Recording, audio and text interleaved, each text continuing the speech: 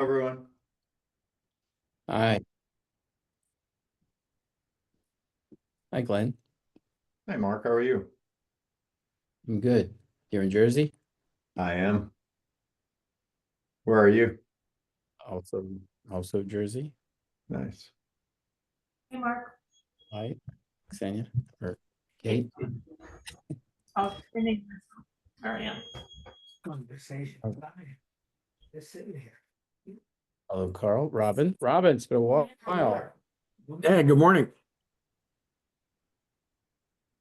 Good morning. Good to see you. Hi, everybody. Hello. Hi, Robin. Welcome back from jury duty. You're on jury duty, Robin. 30 days of the grand jury. Oh, I'm afraid to go out in the street, guys, in New York. It's terrifying. it's awful. Yeah, but I've done my thing. Yeah. I think I'm good for a lifetime or something now. So it's all good. Can't wait to hear about the West Coast trip. Well, I know you're writing a book, but I'd love to have you join us. Maybe you'll decide after you hear it. Yeah, well, I love the West Coast and all the things that'll be talked about are super. So we'll see. I just got the pre-print draft back of the book today. So a lot to do at the moment.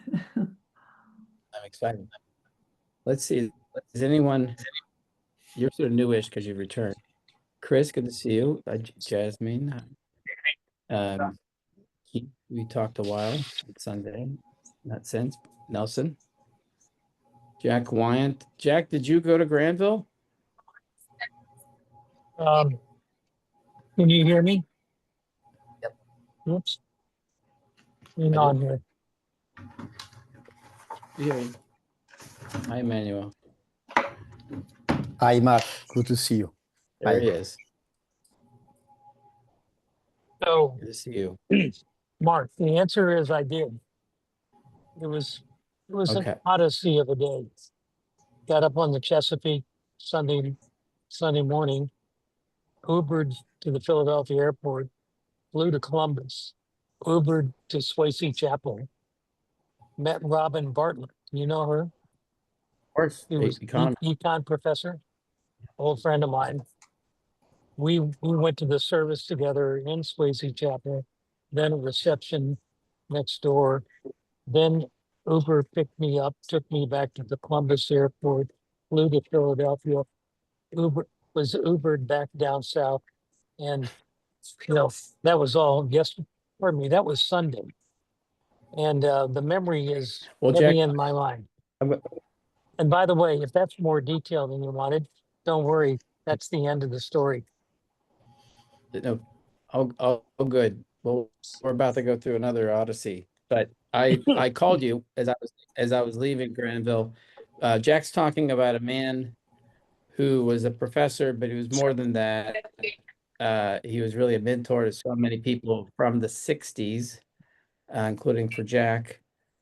Jack Wyant, if you don't know, fun fact, Jack Wyant, and you'll meet him in West Coast, had led the charge to pledge the first African American at what were in charters white male institutions. The first. And the person who just passed away basically helped him, guided him. He also married Jack, did the eulogy at Jack's parents, both of them. And there were two other things that he did but he was such a mentor to so many people at Denison. I was there for my 35th reunion, and it was special. And that's how I met Jack Wyatt through Denison. So, in fact, And just this guy died at age 92, was still on the faculty and teaching, having started in 1960. And for those who are weaker in math, that means he was 64 years on the case.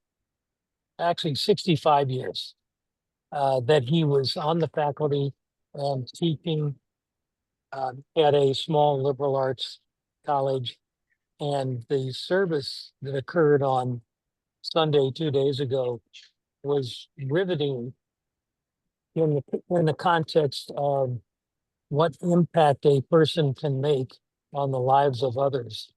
And there was so much, there was such heavy use of the word love that it made the 1,000-person audience feel loved, which is a useful thing to feel for All right, each well, other.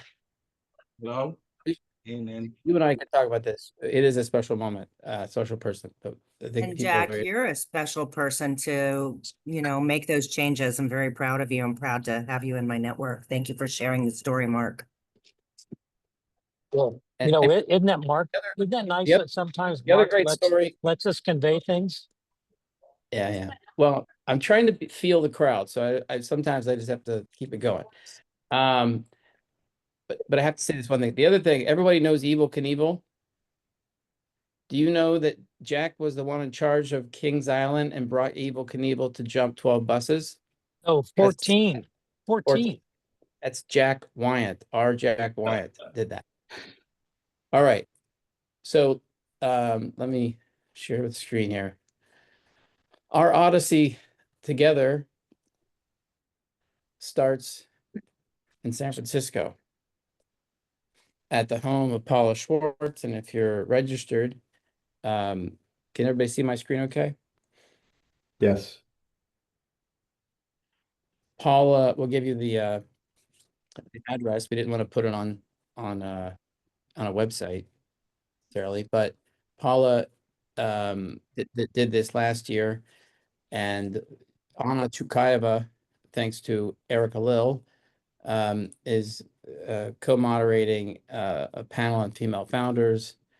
So Charo, Emily, and Layla doing interesting things. And then we'll probably, finish up there, not too late. And then we'll go, because we have to bright and early. I can't exactly tell you, I think the starting point, but we're going to figure that out today. But but Jolie and Connie and Cece have at least 3 stops on what would be a 2-hour tour, and could be longer, to go to some key parts of Berkeley, and then people head over to Palo Alto, where we'll have a starting panel. Ed Oates was a co-founder of Oracle. Heinz and Ewan are very active family office investors. Of course, Ken Goldman was Eric Schmidt's head of his family office for several years. So we'll talk about, the zeitgeist of the Valley. Then, in light of all these crosswinds, then we'll talk about how to invest in the world. I don't think Taylor's on, but Taylor's got some really interesting insights into the research coming out of the U.S. universities. Jack, of course, with Stephen, who's going to talk to us today about, let's see, deficits, endowments, because Yale just announced their $2 billion of the sale, I think of about 50 billion. We'll talk about that, and then and then Russia, and I think what the Ukrainians just did to the bombing fleets as well as to the bridge in Crimea. I mean, Russia must know this is going to be a long and costly war. So all that together, that's Stephen Burke. He'll be with us there. Anurag, same panel on secondaries, which is it's clearly a rising asset class, if you want to call it, or dynamic. And then AI, Eugene, who's now in London, I believe, and he invests in basically first-gen immigrants. It's part of his thesis. Is joining the panel. A lot of angels. Ben, I see, is on, rejoins us. We'll talk about what he's investing in across industries. Kate, in the digital world, has some new developments to share. MJ has got, on the sober dating side, is really growing that community at leaps and bounds. It's a win-win-win. And then we have a great panel. Jasmine, you see, is here with Dekai, Janine, and Chris. And then I'm probably spending too much time on that one, but, and then really excited to go up. We'll give people some travel time, and then we'll have the 4 p.m.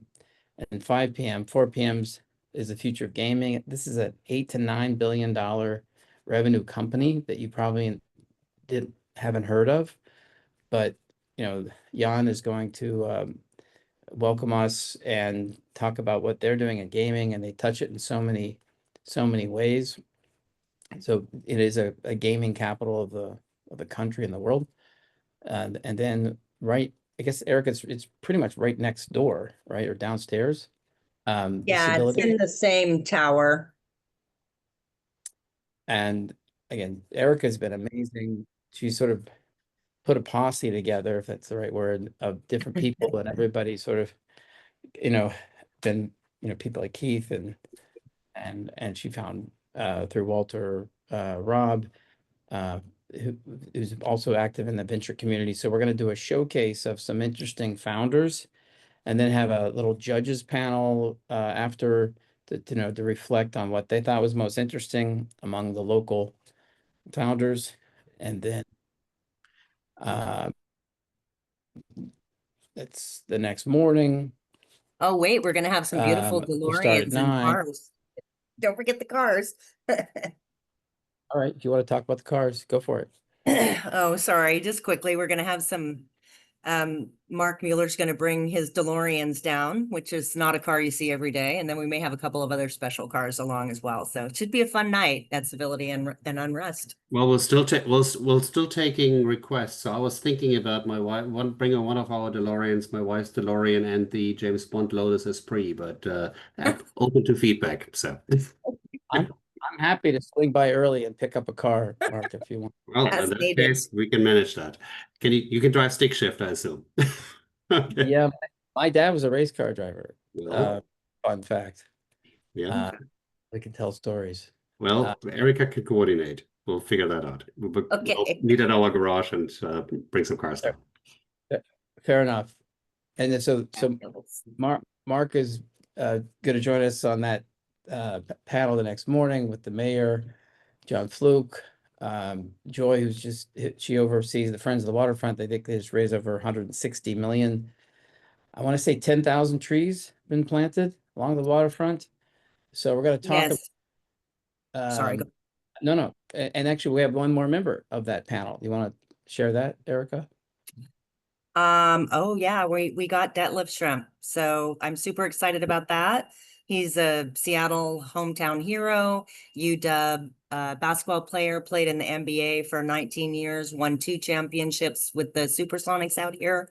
And he's in wealth management now, does biz dev, and I'm really pleased that he came. It took a lot of talking, and so grateful he's going to come in and should hopefully really add to the event. Yes, he's got lots of good perspectives. We had a good chat with him, and thank you, Erica, for making that happen. So a lot of special perspectives there. Then again, we're going to peel back and see the world. Stephen again, Walter, who spends a lot of time in Latin America, Arij out of Riyadh, and Tom Brodkovich is going to join. He's actually based in Sacramento. I think he has one of his children is graduating. Twice for running out the front door. So Tom runs about a $2 billion single family, multifamily investing in lots of funds and companies. It's good that he'll join us there, not in San Francisco, but at least we'll get him on the West Coast. And then an AI panel that Chris is moderating. We will have a few other people joining that, but Ankur we were going to go to Redmond to Microsoft's office, but he'll at least come to us. He's also, running. Or do you want to talk about Ankur? Eric, it's another one of your relationships. Yeah, he's the vice president of Microsoft Copilot, been at Microsoft for 20 years, very knowledgeable on the AI situation there. He was going to take us to the Microsoft campus, but they're under construction from the 9th to the 30th. So unfortunately, we're going to miss that, but he'll join us in San Francisco as well. So it should be interesting. And then I don't know if Lisa and Keith and Gator, a lot of if you're on a panel tomorrow at 12:15, we have another meetup on this, and the panels will have breakout rooms. Or they're setting their own times to get together, just so that everybody knows each other. And there's one classic question for each panel, which is what scares and excites you in X. So if could be in Seattle, Bellevue, could be the world, could be an AI. And then we'll have a few moderator questions, and then we open it right up for the audience, very interactive. Next is other industries. Again, Sam Wendt, Square co-founder, Damon, I don't know if Damon's on, but in the water rights area, very important factor driving industrialization in the West. And he's been doing that for decades. MJ, and then Keith is applying, well, he's a sort of a serial entrepreneur, right? Keith, and he's now using AI. He could jump on the AI panel, in fact, using it with ag tech. And then Dana Frank, who I don't know if she's on, but again, thanks to Erica and Dana brought us Patty, who's very active in philanthropy and the waterfront. And Jack is globally active, so I threw him in there, but we might have another local philanthropy jumping on. And then at the end of the day, we finish at Amazon and then onto the water and onto a boat. And then we reflect. What do we learn over the last 80 hours? There is a video, but you sort of got the real, we just did 80 seconds on 80 hours and a video, but I'll send that in the chat. Let me pause and questions.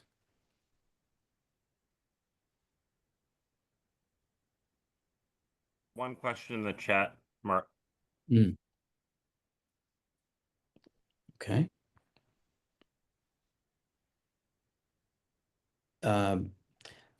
Yeah, I'll reach out to you, Irina, about your other question. Yeah, it's in Palo Alto at Cooley, where we had our event last year. I guess maybe we need to be. Okay, thank you.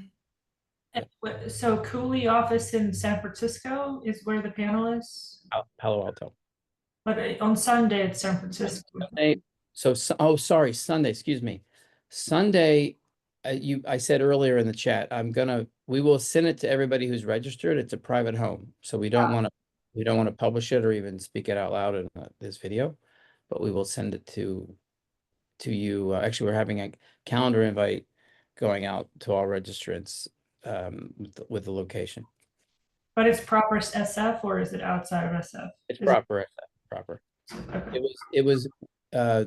It was very close to the Silicon Valley Bank offices where we were at the first part of the San Francisco event. Then we went over to Paula's home. So I'll be sure you'll for sure receive this today. And the reception will be there too. Come on. Sorry? And the reception will be there too. Yeah, everything's there. Exactly. Exciting. Any other questions? Hey, Mark, Rafiq Ahmed with DePaulo Ventures. Couple of quick ones. Are more people staying in Bellevue or Seattle, that first night in Seattle? Good And question. then second question, when do you get off the boat? Some of us may have flights out This that is night. Georgia. Hold on. Someone's saying hi. Or someone's speaking. Come on, let's go. Let's go. Hold on. Got it. So let me take you over to the website and answer the first part of your question. So,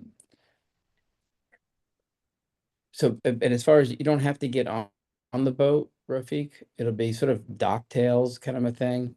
And then people will jump on. You can stick around. good. It may not be able to handle as many people. I like boats, but yeah, cool. Did you sorry, maybe I'm answering a different question. What was your first question? I think I missed it. Just just that first night in Seattle, are more people staying in Bellevue or in Seattle? Just don't know the logistics of getting around. That's right. So I'm freezing up on everyone. I'm gonna have too many tabs open that you don't even see. So if you can hear me again, sorry, I will Let me go off video for a second. Close things down. So you see the screen, Rafiq? The most people are in Seattle. Got it. Okay. And there's the Edgewater itself. There's a Marriott by Waterfront where Stephen Burke and I are staying. I believe. Wait, no, Stephen, you're at the Hilton. Yeah, I'm not You're at the Marriott, Mark. Right. But the Hilton I'm at the Garden, Marriott.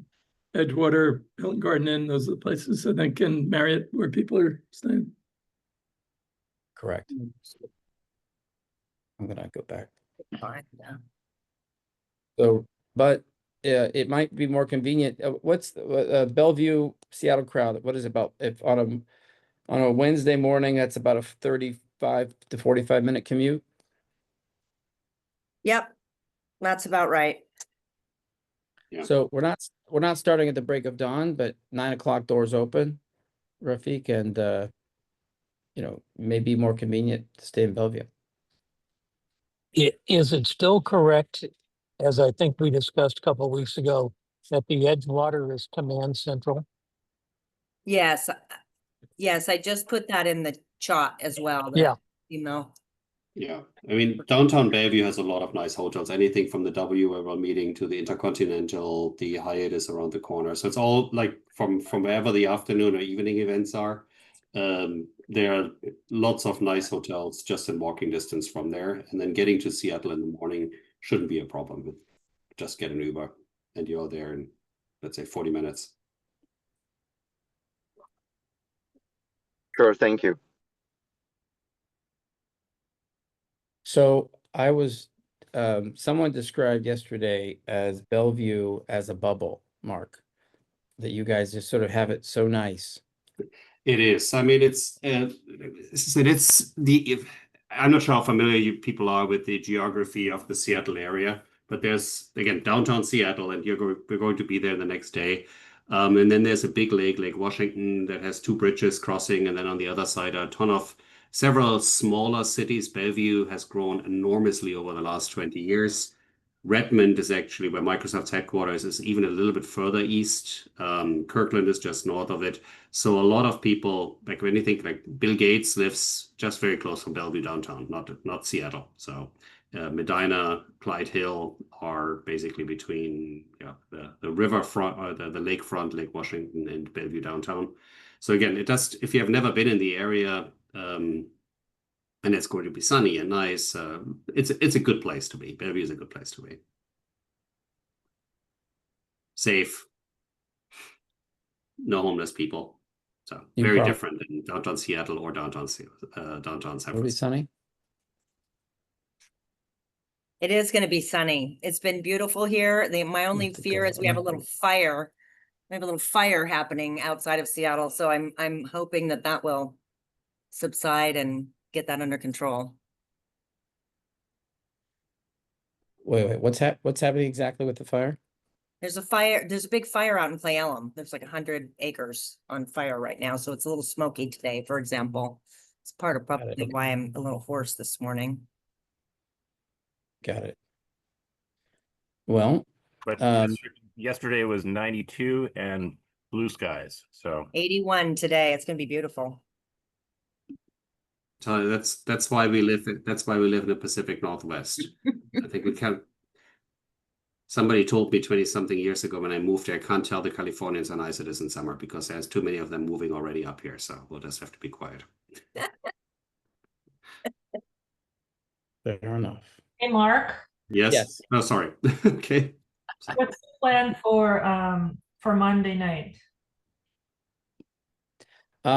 So we go by tradition to the Sand Hill,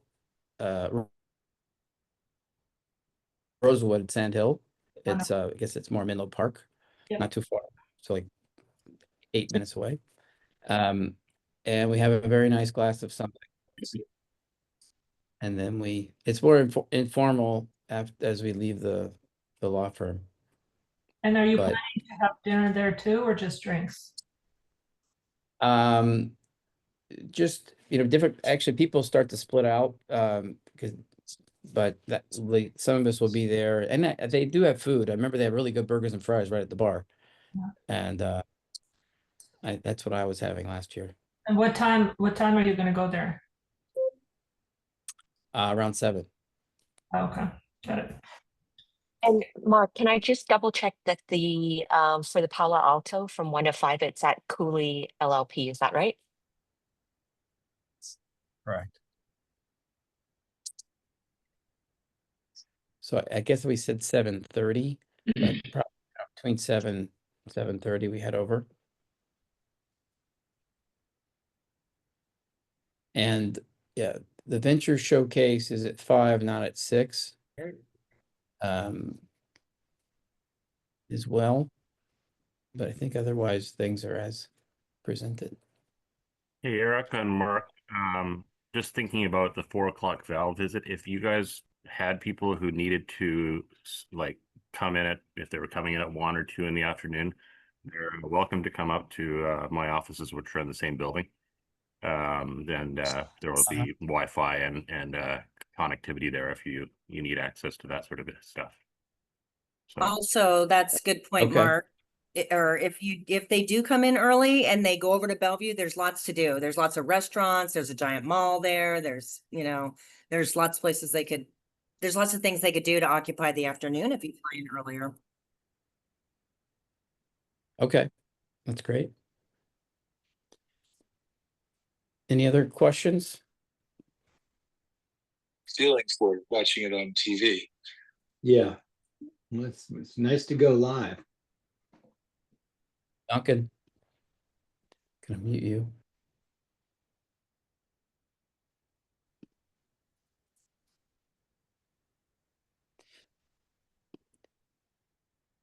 Any other questions? Thank you so much. I'm gonna reboot my computer here at 11. Well, we're at 11 o'clock. By the way, I looked it up, Stephen Burke.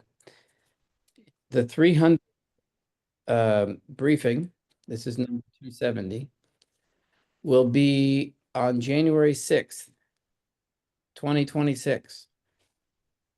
Will be the what? That'll be the 300th briefing. Okay. So I hope that one's better than the one I'm going to do today. Just for a little bit of heads up. now, I think you're going to do just fine. You know why you're going to do fine? Because you have a choir. Well, I have We are help. your That's why I'm going to do fine. we are your choir to help make sense of the world together. Here comes Detlef. I want to let him. Do you want to introduce him, Sure. Erica? Before we get going, Is he on? he's coming on.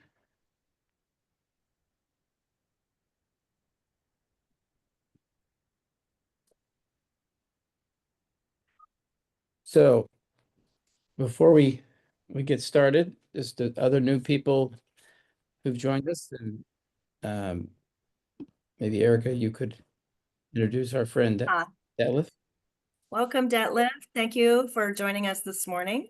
I'd like to introduce you to the group at large for 361, and welcome to this week's briefing.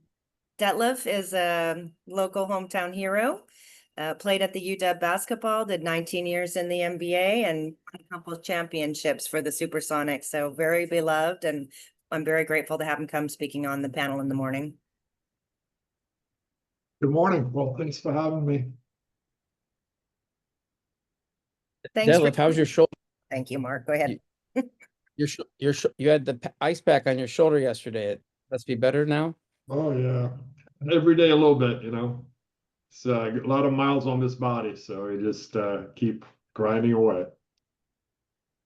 No, well, thank you for joining us. Yeah, so this is a briefing. We're going to talk about the world. We just talked about what we're going to do in San Francisco, Berkeley, Palo Alto, Bellevue.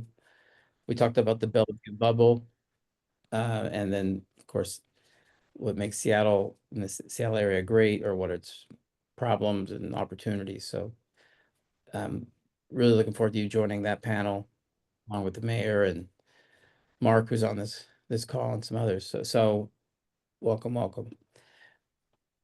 I guess that's it, unless we have anybody new, but otherwise new, just so we can, by tradition, Max Swanson maybe, or Chloe, just quick intros if you don't, actually Tommy DeBona. Just if you guys just give 5-10 seconds. Yeah, I'm just here for my boss, Sharon Amezqua. I think she's on a plane right now. And she said, hey, can you hop on that for me? So I'm here. Okay. Welcome. Thank you. Tommy. Yeah, hey Mark. Been coming to some of the events in the past couple of years. Run capital markets for Archway and Partners Capital. So happy to be here and love joining you guys. Great. I'm also new. If you want an introduction. Yes, please. Yeah, my name is Iyad Kishawi. I founded a company called VitaMed. It's a medical device startup for control of anxiety using non-invasive neuromodulation to help address a very large market. Put in the chat a link to my contact info. Welcome. Thank you. Anyone else new? Chloe's son. How are you? Good. Please introduce. Sure. So after graduating from NYU, I worked in the following Wall Street companies: TD. Back then it was called TD Waterhouse, JP Morgan, and Schwab. Right now, I'm working with a boutique IB, focusing on therapeutic medical devices, and we do a lot of deal license in, license out for our clients. Recently, I started to get involved on sports marketing related to Major League Soccer. So I would like to schedule another meeting with you because it's a very exciting venture. And I think we have a business model that's going to be very unique, and it's going to bring all the fan bases. Thank you, Chloe. We'll set that up. Anyone else new real quick? If not, Mr. Burke, the 270th briefing. Thank you for your service. You're welcome. Okay, looks like we're up and running. Wrong slide. How about now? Disclosure page, Mark? I see disclosure. Good. I also screen. I also see, just since you gave me 10 seconds, I see a few more people that are new. Go right ahead. Real quick. Rob, you want to introduce yourself? If you don't mind. Again, by tradition, new people. Hi, guys. I'm here in Seattle and be involved in the Seattle event. I'm with Escalon. We do accounting, tax work, and fractional CFO work for early stage, growth stage companies. And I have a team of a few other associates involved in the San Francisco. Now go through the ExxonMobil network. Okay. Hold on. I think my friend Depender was. Finish up, Rob. Sorry. Yeah, so I've got a couple associates in San Francisco that will be attending and being involved with that event. I don't know if they're on this call or they got copied on the calendar, but they definitely, hopefully we can get them involved before the end of the week. Super. And there will be All one right, more. Yep, thank you. One more call on this event tomorrow at 9 a.m. Pacific. All right. So anyone else new? Last call on the new people to the network here. If not, back over to Steven. Mark, you seeing the single screen or dual? I see a screen with some slides to the left. Okay. Let me just fix this. So we're going to talk about the deficits. How about now? One screen? Same thing. Right. This is when I tell a joke about your technology skills. 270th Zoom. How about one screen now? I don't know about you guys. I see the same thing. Oh, now you're going off. Yeah, I took it off. Let me try it again. If anyone else new joined, feel free to introduce yourselves. What else new? All right, how about now? Perfect. Yes. Okay, good. There we So go. I was many minds trying to pick a topic for today. I actually had three, which is the U.S. deficits, Russia's wartime economy, and what's going on with U.S. endowments. But we're going to take the endowment one and create a new event, Mark, with Joe Milam, Bill Deukler, and myself. We'll look at the impact of what's going on all the different asset classes and try and figure out what we expect for returns going forward. So that'll be coming in the future.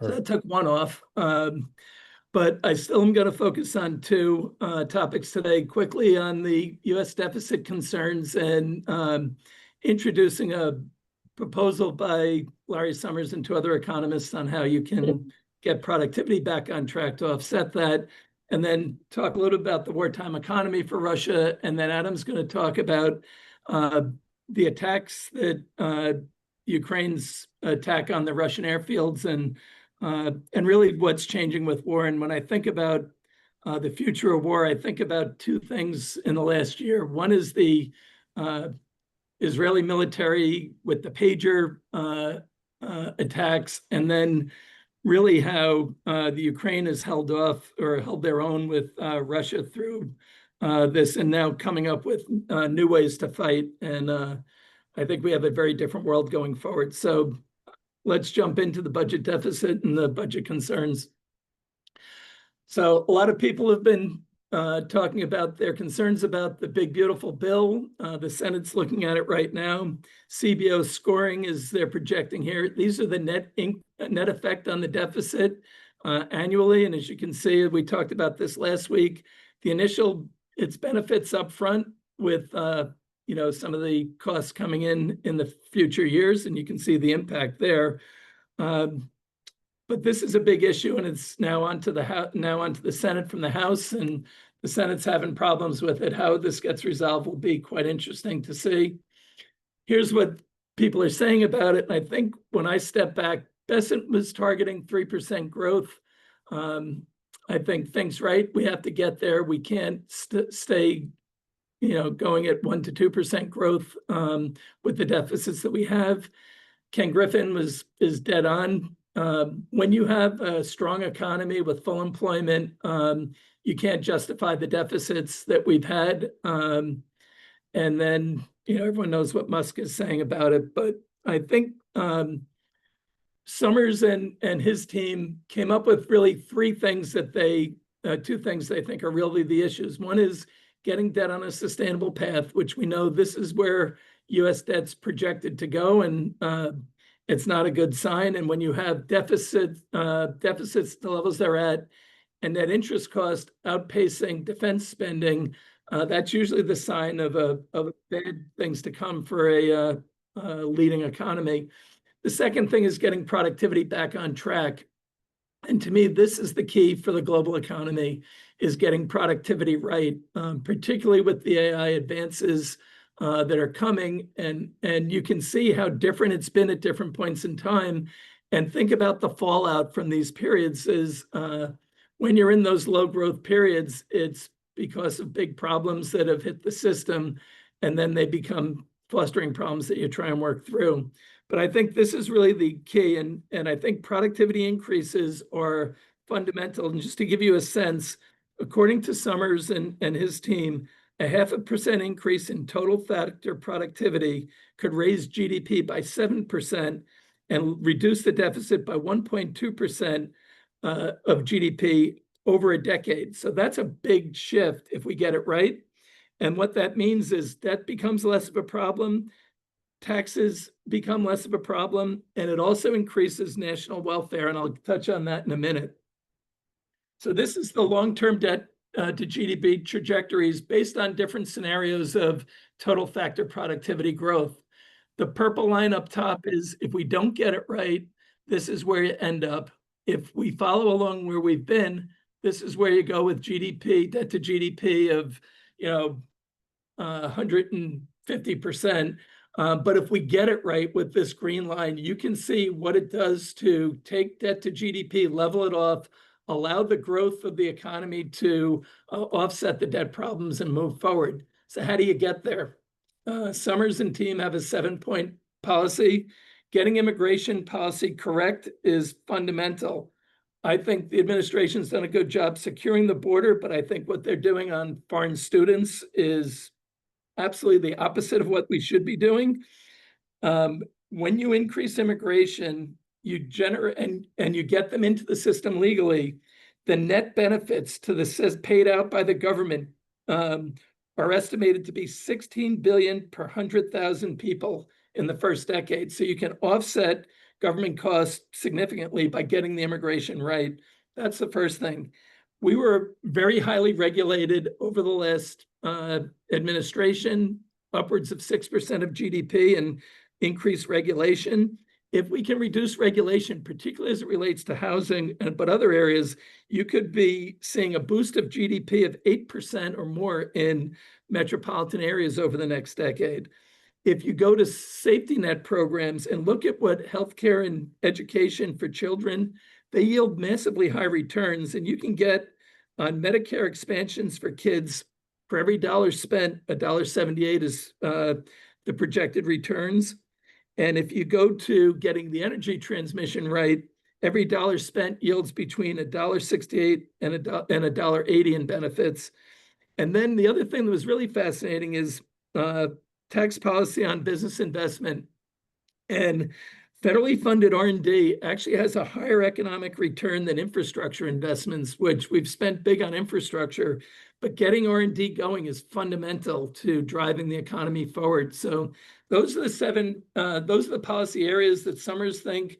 I think productivity is the antidote to inflation. We do see inflation being manageable right now, but there are fears of this global economy fragmenting, pushing inflation back up, as well as tariffs and the reorientation of trade could be more expensive over time if we don't get it right.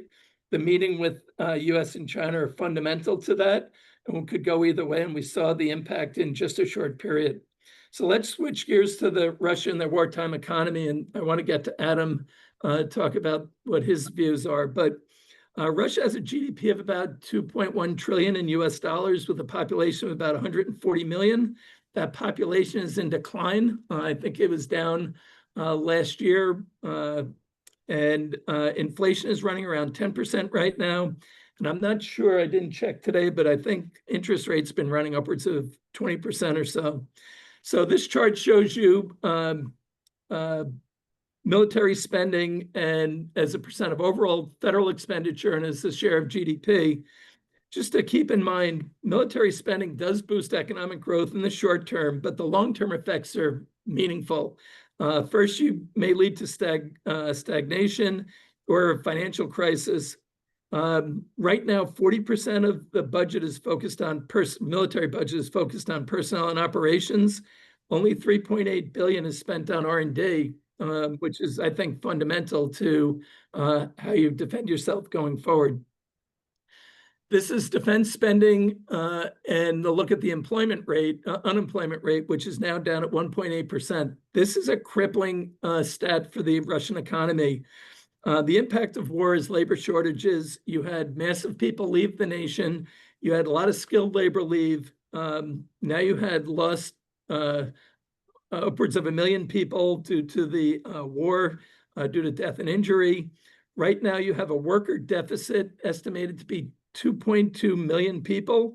So if the total population is 140, the working population is a lot less. To have a deficit of 2.2, say it's on half the economy, that's a significant thing. And right now, 73% of the businesses are reporting to be understaffed. This makes it really hard to reverse the economy and get back on track. Further compounding the problems are the role of oil in Russia's budget. And as you can see here, how the hydrocarbon budget revenue has shifted and is projected to shift as a share of the total budget is being affected. Let's take a look at what it's doing in price. So this is the green dotted line is the budgeted, the target oil price for the budget, and the blue line is the monthly oil price. And as you can see, that gap is creating a problem. And it's a problem for all the oil producing nations right now, but it's a particular problem for Russia with the sanctions. So this is an interesting dynamic that we're looking at for that economy. You see the inflation is picking up again, and the current account is declining. I think the inflation issue is a real one, and for the people in Russia that are the population that didn't start this war, they're suffering meaningfully, and they're trying to figure out how to deal with this. But this is a long-term problem that they're going to be facing. And I would say I think their finance minister's done an exceptional job all along, but I think they're running on a string right now. So let me just close overall. I think productivity improvements are the key for the global system. Getting to 3% GDP growth is essential to offset the debt issues that we're facing around the world. I think that getting this right changes the dynamic overall for all economies.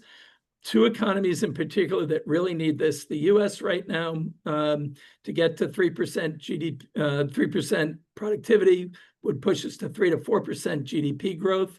And that could be the way we offset our debt.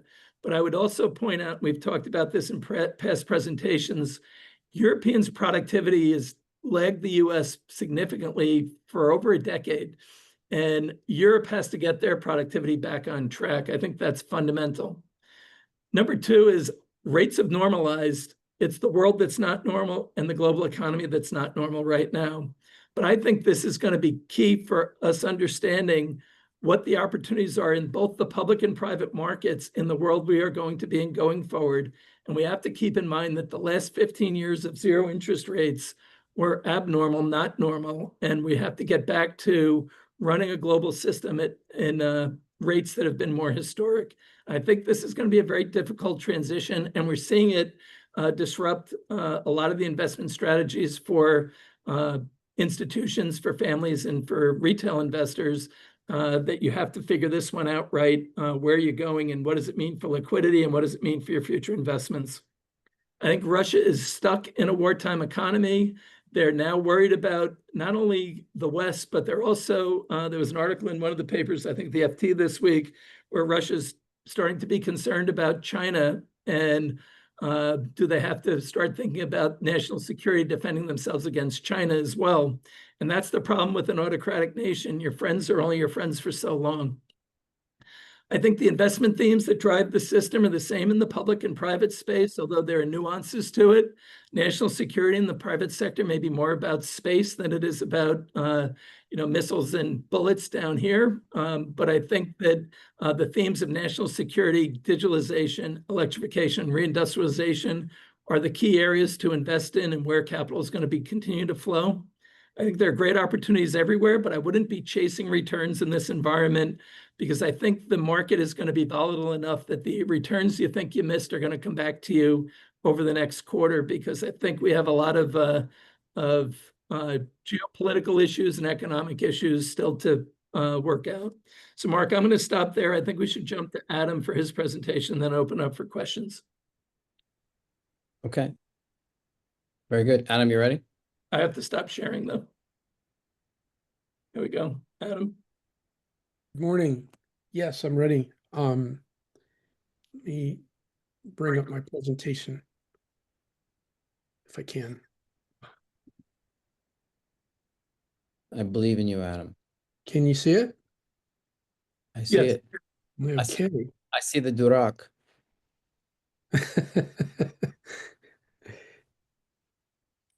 There we go. How's that? That's good. I like to play with 5 aces. Yeah. That was, yeah, 5 aces, 4 aces and a joker. I want to add to what you were talking about, Stephen, about the working population in Russia. Russia's coming up to almost 1 million in casualties from this war. This is a piece I'm going to be writing about either this coming weekend or the following weekend, and that is how Russia is going to absorb these wounded soldiers back into society. that is going to be very, very costly. And as Stephen pointed out, the budget, this is the first time that the Russian budget is, the social expenditures are lower than the defense expenditures. So Russia's in for a big, big problem coming up over the next few years. As far as Ukraine is concerned, an incredible story of David and Goliath. I don't want to overemphasize this, but it is true. Going from, do you need a plane, to no, I need arms. And Ukraine is literally changing the way we think about war. Let me get to the to Operation Spiderweb. Before the Spiderweb, before those attacks on the 5 Ukrainian Russian bases, there were actually 5 Russian bases. One of them did not go through. That was the one way out in the Far East. But before that, there were 2 railroad explosions before they launched the attack. Now, those railroad explosions are along the Ukrainian-Russian front line, Kursk, Bryansk, Voronezh, and Belgrade. And these supply, of course, the troops. Then they did the attack on the air bases. What's interesting about the air bases is the Ukrainians claim that they had disabled 41 aircraft. There's still a lot of question as to how many have actually been disabled. Ama çünkü o da çok sevmiyor da But zorunda according yani. to the State Department, or to U.S. military, they destroyed 14 aircraft and disabled another 13 or 10, I believe it was. Now, what's interesting is which aircrafts were taken out. These aircrafts are no longer made by Russia. These are Soviet-era aircrafts. So let's take the Tu-95. That's a turboprop long-range bomber, nuclear capable. These are the bombers, the Tu-95 and the Tu-22 are the ones that have been shooting ballistic missiles over the Black Sea into Ukraine. So those were targeted. 5 of the Tu-95s were destroyed, and 4 of the Tu-22s were destroyed. Those are irreplaceable. They don't make those anymore. And those were specifically targeted because they are the platforms being used to shoot into Ukraine. The A-50 is similar to the US AWAC.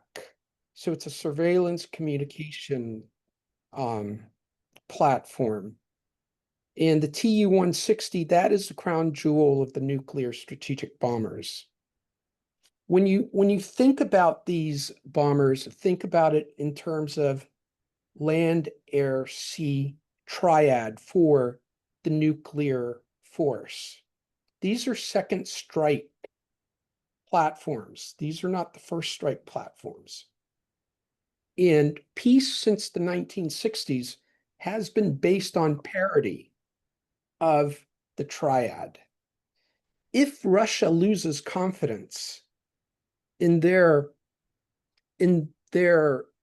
parity with the US, we could have a problem. When you look at the response from the Turbo Patriots on the Telegram channels, strong calls for a tactical nuclear strike and an all-out war with the West. They see this as a war with the West, not just Ukraine. One of the things that the Turbo Patriots and the Z bloggers don't understand is Russia is already in an all-out war. The only other option is nuclear. And Putin's not ready to go there. There'll be a lot of pushback, particularly from the Chinese, on that. Let me move on to the next slide here. Another very interesting element of this attack on these air bases was the drones were 100% made in Ukraine. And when I say 100% made in Ukraine, that includes the cameras that were on it. And they're manufacturing these at a price that is comparable to the Chinese drones. So you've got an emerging industrial base in Ukraine, not just in drones, but also in ammunition and traditional weapons. You've got investments coming in from Rheinmetall, who Anthony Gordon was talking about often. You've got Renault going in there, Kins, which does the Leopard tank, Aero Vermont, which are the switchblades. Rheinmetall is putting 900 million into Ukraine. The Ukrainian defense sector is, as of this year, is a $30 billion business. When you look at that back in 2022, it was $1 billion business. Why is this important? In the peace negotiations with Russia, the Russians are calling for the demilitarization of Ukraine, which means its soldiers as well as the industrial base. That's going to be next to impossible when, with all of this investment going into Ukraine, Ukraine is becoming central to the European security structure. It will be an important part of European security. So demilitarizing Ukraine in that way, that's a non-starter, and that will be a significant challenge to the peace negotiations. As I said, I wanted to make this short. So here's the takeaways. As I said, European power. Ukraine has pulled the cards of stealth and innovation. It is the most battle-tested force on the European continent and the largest. What does that mean? It is part of Europe. It will be tied into the European structure. The global consequences of these attacks is, think about Mexican cartels. Think about what Trump wants to do and take out Mexican cartels. The cost of a $500 drone taking out a multi-million-dollar kit, we've seen that over and over again. We saw that in the Black Sea with the Black Sea Fleet taken out by drones, by water drones. The third, my third takeaway is the psychological impact of this. For these things, for these operations to take place deep inside Russia, you have to believe that there are sleeper cells still there. And Putin is certainly sleeping with one eye open. That it is a paranoid Kremlin as it is. You have an attack like this taking place, not just one, but a series of attacks. The Kursk, let me go back to the bridge bombing very quickly. That was as extraordinary as the drone attacks 8,000 kilometers away from the Ukrainian border. Why? Because you had literally submerged drones with divers using rebreathing apparatus so you don't have bubbles coming up to the top. They had to go through layers and layers of security to get to the Kursk bridge, okay? So you've got security lapses that are taking place. You've got sleeper cells within the country. For Putin, this is a very scary situation. It's easier for Ukrainians to to blend in to Russian society. Much easier for them than for Russians to blend into the Ukrainian society. Most Ukrainians speak Russian fluently, and they have family in Russia. The reverse is true as well, but it's not the same. That's it. Thank you, Stephen. Thank you, Mark. Thanks, Adam. I think, Mark, there's the Center for Strategic Studies, whatever, the CSIS has 3 scenarios. I know you like to. I remember the 6 scenarios. Yeah, I remember that. So the 3 scenarios are, it really depends on the sanction regime that goes with them.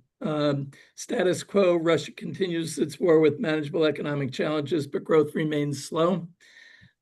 Partial sanctions remain, some breathing space for the economy, but challenges persist and military capabilities may improve. And the third one is stronger sanctions, increase pressure on the economy, potentially impacting military production and recruitment efforts.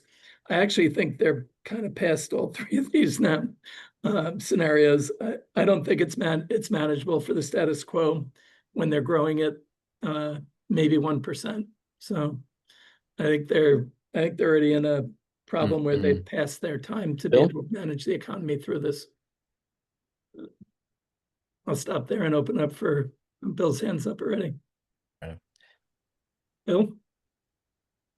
You're on mute. Yep. I thought I was going second. I thought, oh, Tim had his hand up first. Sorry, I missed that, Tim. But no, that's okay. Tim, go ahead. I'll follow up after you. Just real quick, Stephen, if you said it, I missed it.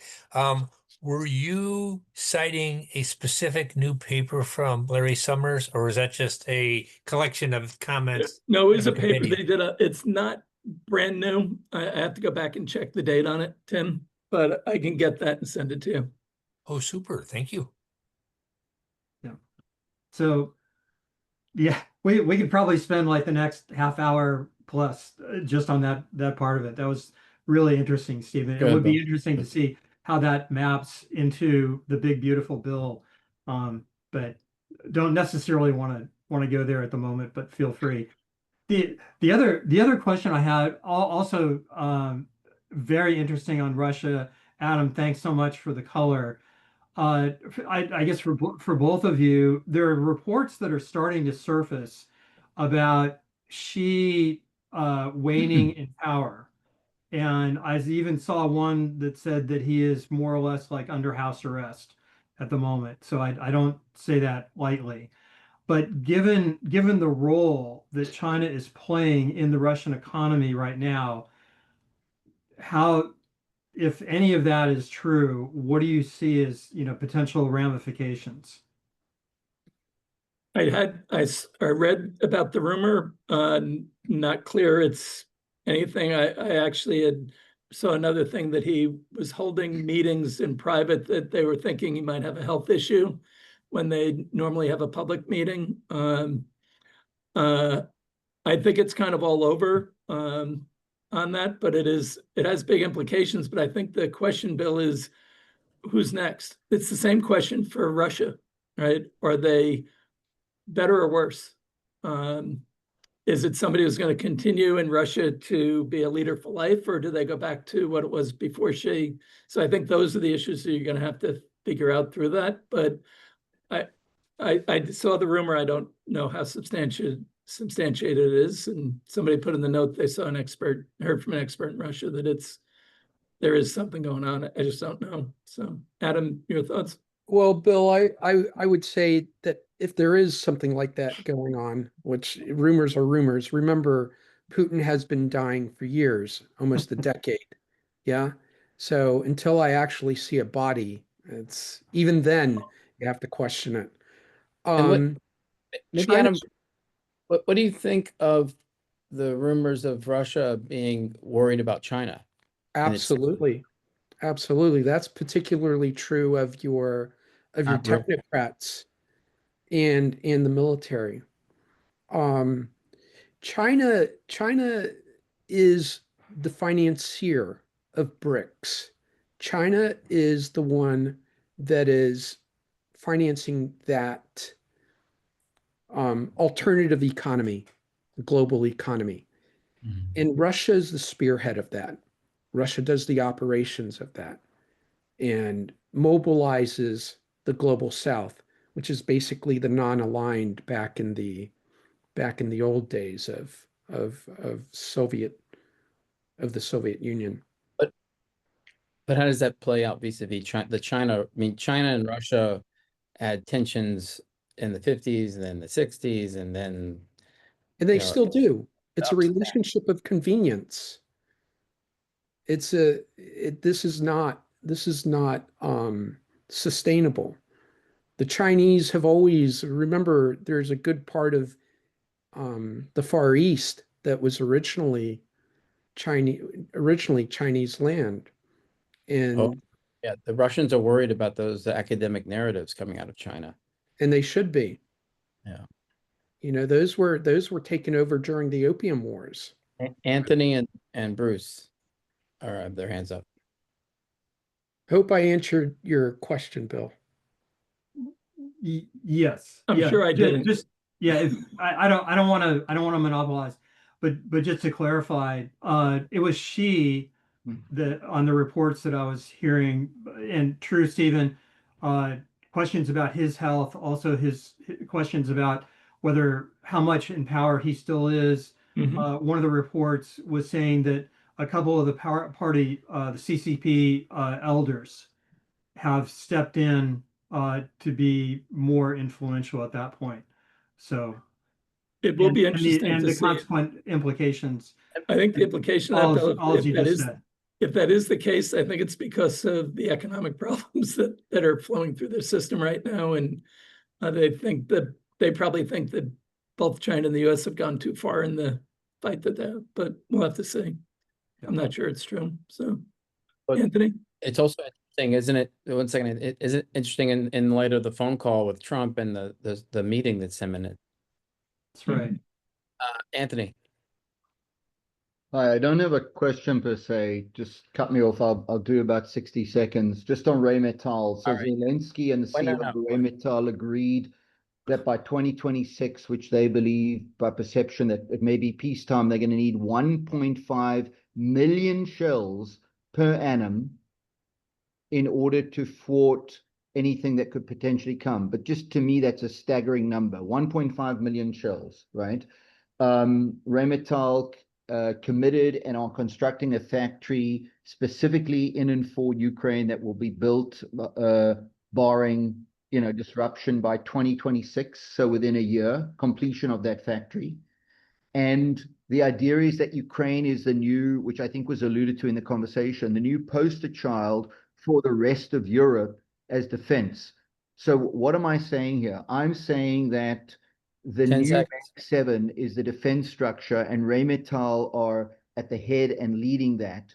And it's going to be a critical part of European survival. I think that BRICS has risen from the 4, then plus South Africa, to the additional. And it's very clear that we're in a definitive world of the BRICS and not the BRICS. Still going. There's no Okay, sign I'm going to of move on a bit. abating I'll that. listen here. And lastly, I want to talk about timelines. Oh, We yeah, effectively on this I call know are that. oldies, and as a consequence, a lot of these leaders are leading longer lives, and that's due to advancement in healthcare. But the things that are going to become critical importance, which they always are, is stability. And stability is power, meaning physical power to power physical things. I want to give the floor to other people. I need another 30 seconds, Mark. Yeah. Well, you got 90 already. Okay, so I'll stop. But just in closing, last sentence, it's a timeline where the youth, our kids, our grandkids, they are going to be sooner than later running the show, and the world has yet to catch up to that. So that's what we're playing with. Those are the themes. And I think that everyone has to pay a lot of attention to that. Thank you. Yep, thank you. Bruce, good to see you. Yeah, good to see you. So, Stephen, one of the things you talked about was interesting. You talked about how autocratic states have friends until they don't, and they're very fickle in that relationship. I fear that America is falling into that category when you look at our commitment to NATO and other things. So broader, we better make sure we're careful on that one. But as a 20-year Navy veteran, we were always accused of preparing for the next war like we fought the last one, and that was absolutely true. And Ukraine is demonstrating the futility of that. So the asynchronous warfare that we're seeing now has to be the future. And what makes no sense to me at all is 2% of GDP on growth, building F-35s and other things and main battle tanks. Of the 31 main battle tanks, Abram tanks, very expensive, that we put into Ukraine, they're all disabled. They're all done. And they never really saw combat. They were taken out by shells and all kinds of other things. So we really need to rethink this whole defense spending thing. And I worry that Eisenhower may have been right when he talked about how the defense industrial complex is taking over the agenda, and logical minds are not there. Now within DoD, they have a new Unit X, which is thinking about this, but it's like 1/10 of 1% of the budget. And we really need to get more serious about this because it makes no sense. On the last point, Russia is a mess and going to be a mess for a long time. We got it wrong in '89 when the wall came down, and we just let them founder. And so we're now inheriting the result of that. So when they fail, however spectacular that's going to be, and it won't be nuclear, we as the West need to really step in and make sure that we save that nation as a nation and give them some ability to have some pride. Otherwise, they're going to be back where we are right now. 1,000% with you. Yeah, I would also Mark, I would just add that, you know, when you think about the war, the 140 million Russian people didn't ask for this. This is not their war, it's their government's war. And so I agree fully, Bruce, that we have to, and that's the mistake we usually make in wars, is the losers get hurt and we just punish them instead of helping them and get their people back on track and into the system. So completely agree. We got it right in the end of World War II. So let's do that again. Let me make a comment. Also agree. You mentioned, I want to highlight, Ukraine is the first country that has actually created a battalion specifically for drones. Okay. And they have a strategy called the drone line, which is basically a 15-kilometer kill zone. And this is just, and it's unmanned aerial systems is what it's called. That's the, they are rewriting how war is fought. But we aren't learning from it. That's the problem. That's true. We're not. We're looking at a golden dome. Let's keep sounds to me like the Reagan era. What was that? The Star Wars thing. Well, now the Golden Dome. Giovanni?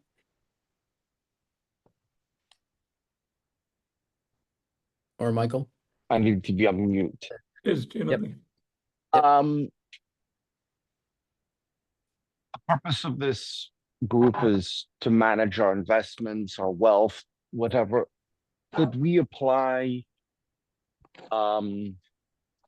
your predictions or your cautions to what happens to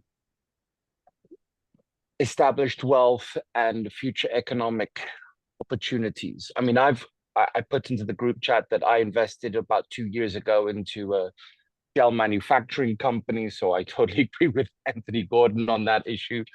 But I'm very concerned that we are at the crossroads, a shift in wealth and structure and whatever. So if we can apply it to how do we preserve wealth or find new economic opportunities, any insights, any input I'd appreciate. Well, I actually think somebody put it in the chat about improving productivity is not enough. It has to be, it has to be done so that it's benefiting a broader group.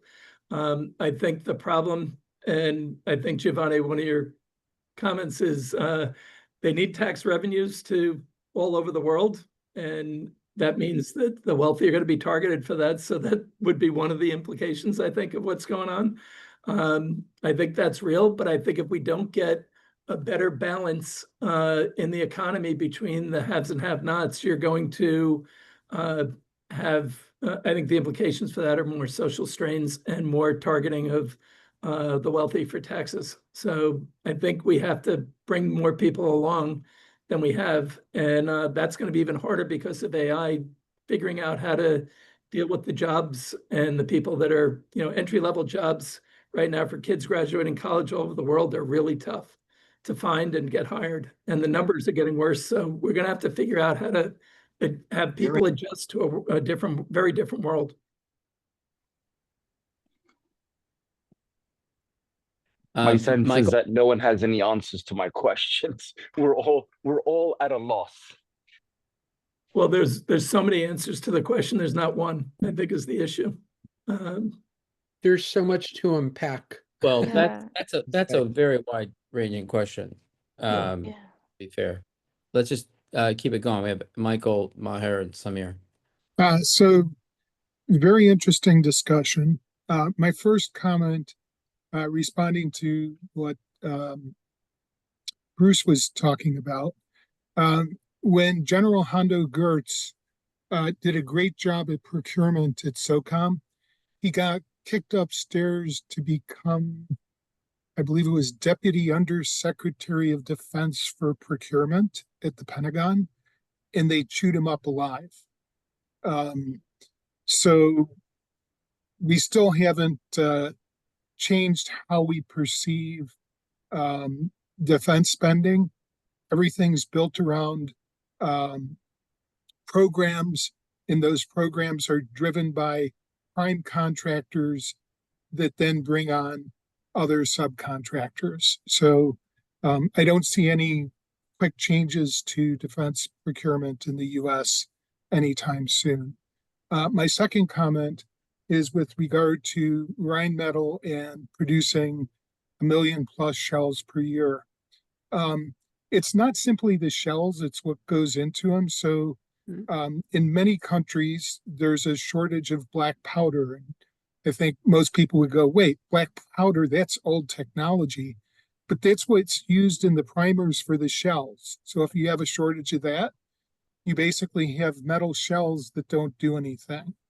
And there's other resources, antimony, whatever, that are in short supply. So there's a lot of things going on there.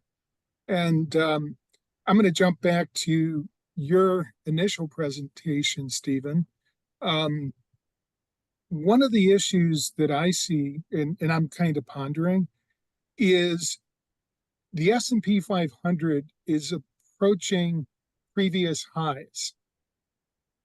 But a lot of the factors that we see at the moment, and I'd love to hear you comment on this, don't look as good as when the S&P was at the previous highs.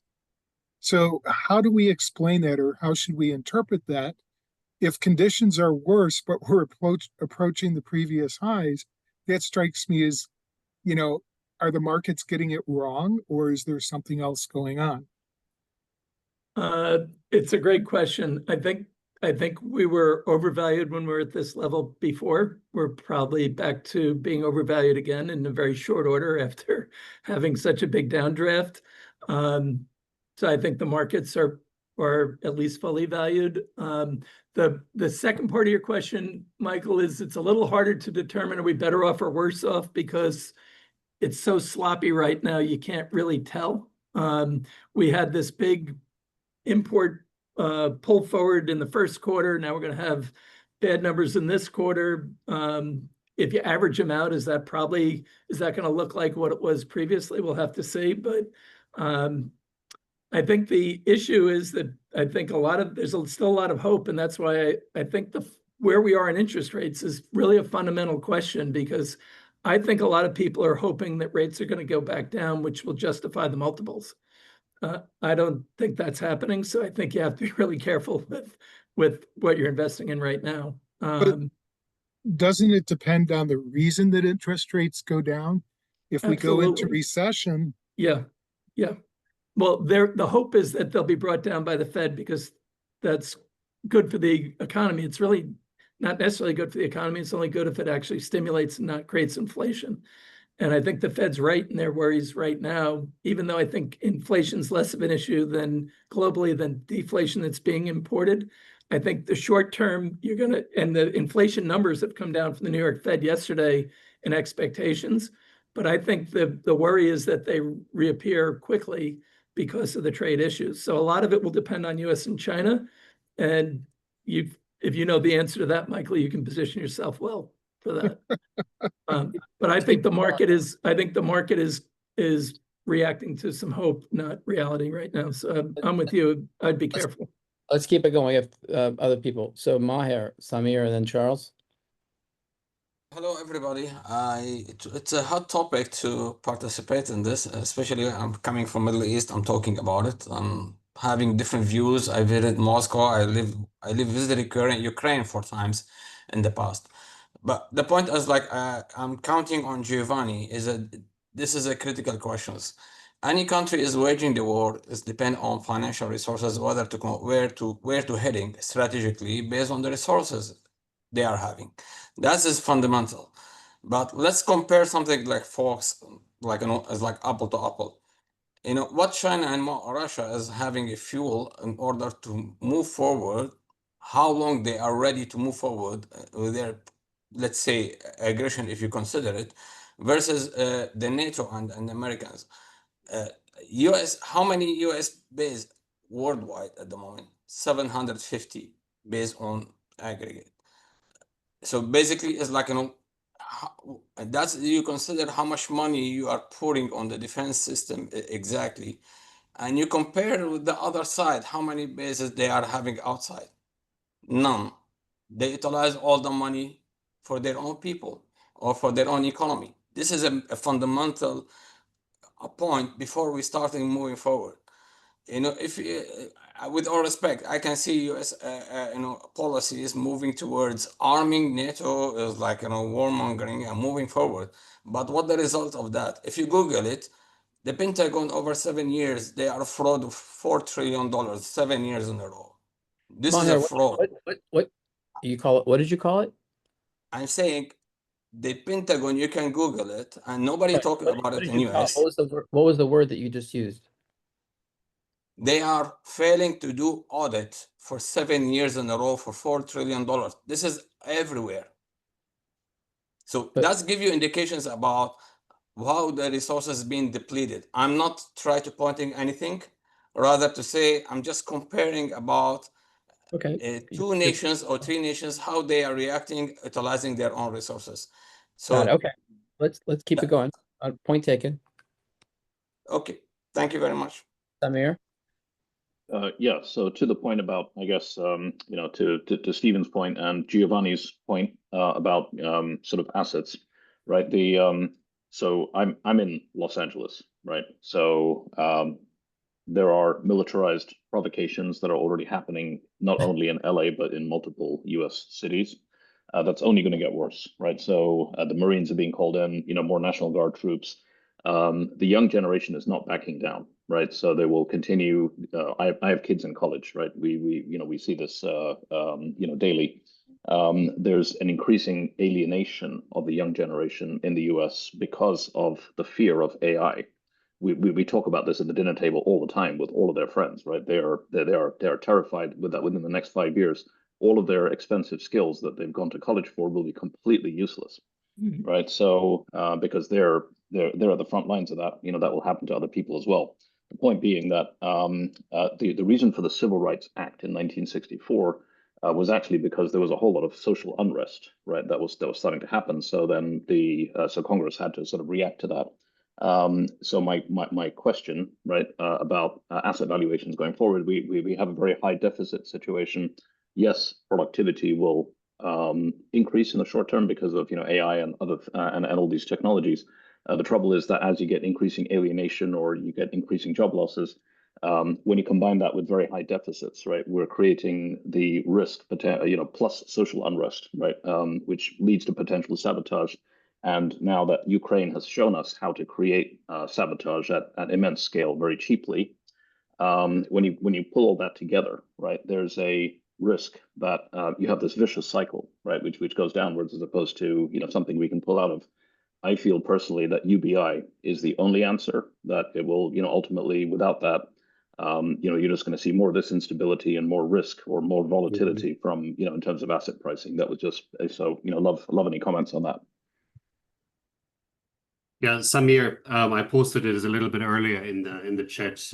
Usually the only event I go to is Davos during the WEF, and Washington Post hosted a dinner, private dinner up at the Schatzalp for 25 AI leaders and like the head of very large consulting organizations.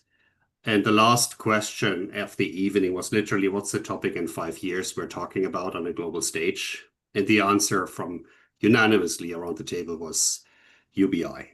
Whatever it's going to be called, civic income or whatever it is, we're going to go through some very dramatic transformation. And I think the same thing, Samir, yesterday. I mean, I live here in the Pacific Northwest. We have a lot of people working for Microsoft, Amazon.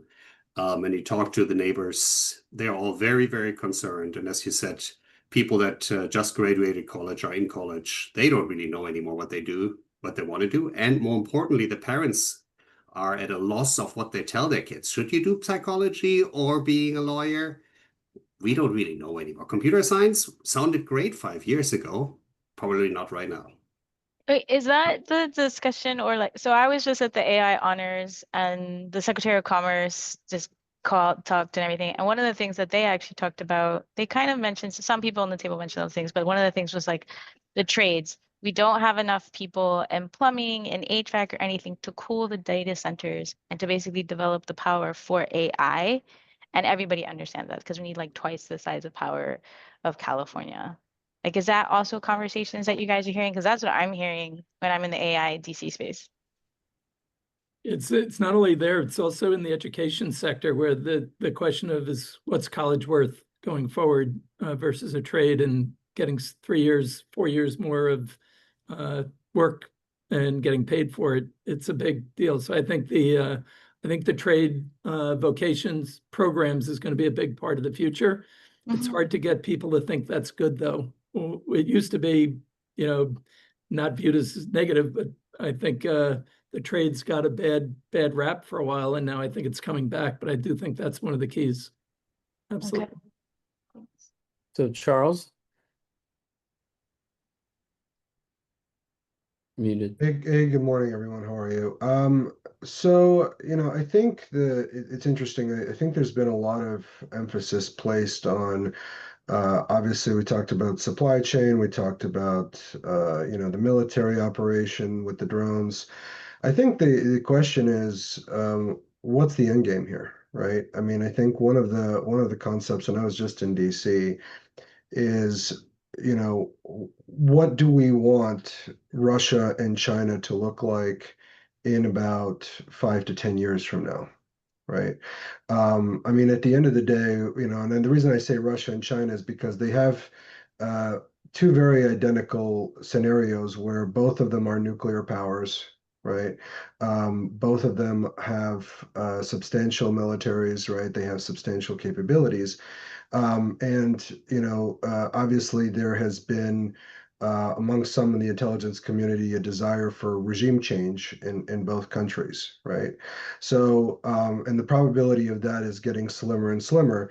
So the fundamental question is, what do we want these countries to be like or to act like or to look like inside of 5-10 years from now? I think it's going to be very difficult. I mean, at the end of the day, right? I don't think Ukraine's going to conquer Russia, or NATO's going to conquer Russia, or Russia's going to conquer NATO, right? There's going to have to be some level of coexistence at some point, sans a nuclear, engagement, right? Which it seems that we're incessantly getting closer and closer to, not just with Russia, but even, potentially with China, right? The economic warfare situation is in fact becoming more equivalent. Is there a question, or is just a comment?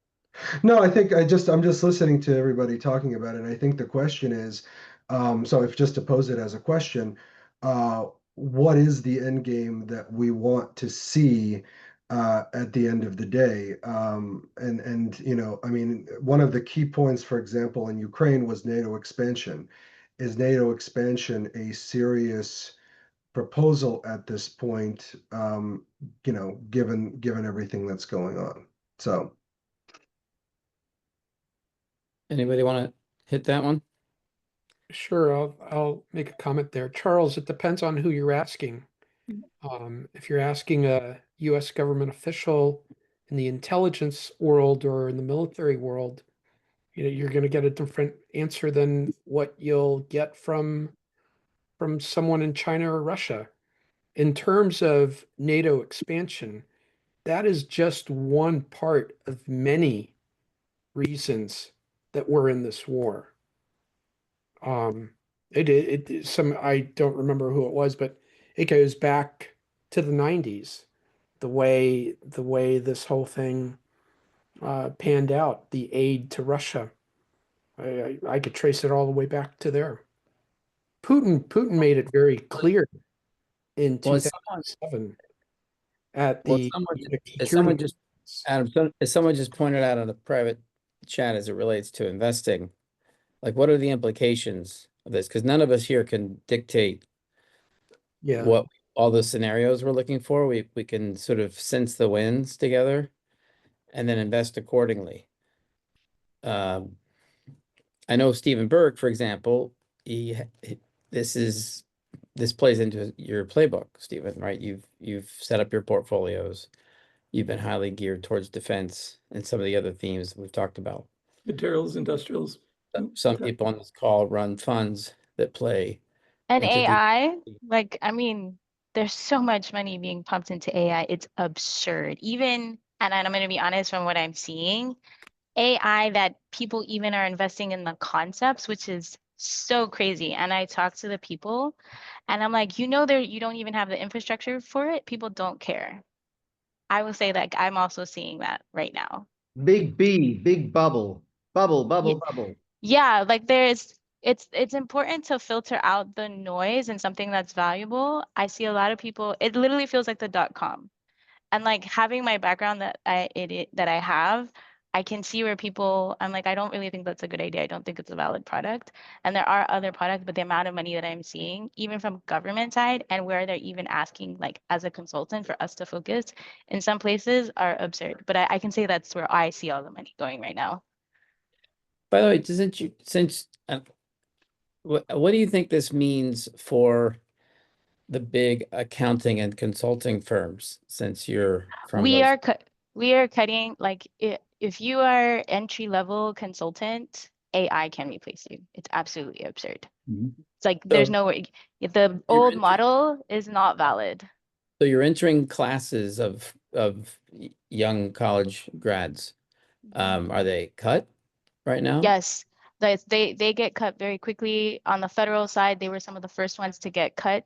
Unfortunately, I felt really bad for them. Right, that was some Trump administration action, but yes, but even on the private sector side, it's harder for them to get into anything. Obviously, they're cheap labor, but the way we're scaling them is also very different, right? We're telling them you have to have solid, hard skills that can outbeat an AI person. And do you have the capability of really building a team? And it's leaner. So before you had one MD and 20 people, you don't do that. What are those hard skills that you're talking about? Mark, there weren't even like summer internship jobs this summer for like anything. True. They're gone. Like they're just gone.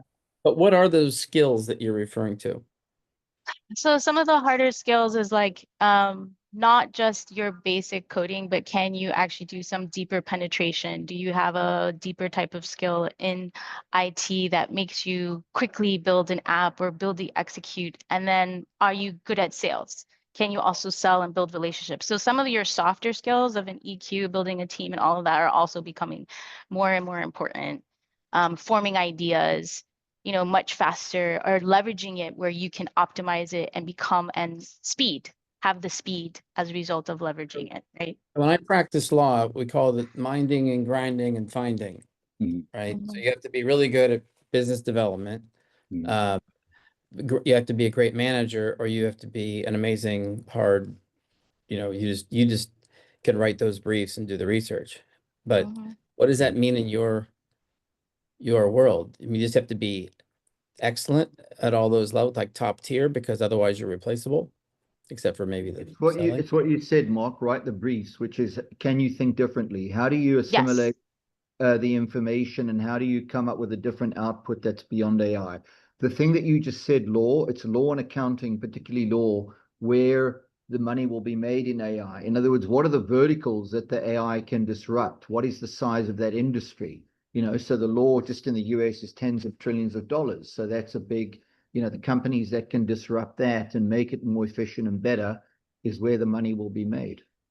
Yeah, it's we're shifting to the application phase for sure, Yes. which is, you know, what is a vertical that you can attack that fundamentally can be changed, made more efficient, deliver better service for a cheaper price. And in my view personally, is that's actually where the money's going to be made, where the impact's going to be felt over time. Great engines will come and go. You know, I think there'll be a few big ones, just like search, whatever.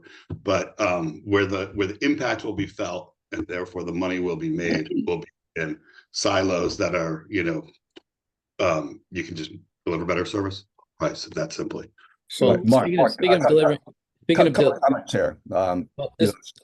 Because Caroline had her hand up, but go ahead, Jason. Sure. Two comments. First of all, absolutely. When it comes to especially younger people, even elder people here, you know, your speed, your world-class learning skills is so important. My younger daughter, for example, she graduated Wharton, you know, summa cum laude. I asked her, hey, honey, what have you learned from Wharton and Penn that was useful in internship? She said, Dad, actually not much. I have to learn very quickly at work and perform, right? Your soft skills, your hard skills, etc.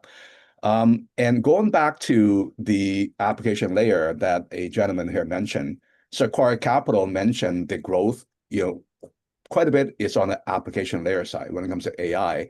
So much herd mentality. People follow the herd.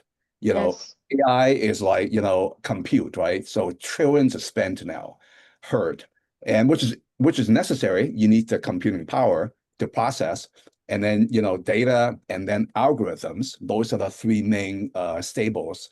But the application side, horizontal as well as vertical, that's where a lot of growth is going right now on AI.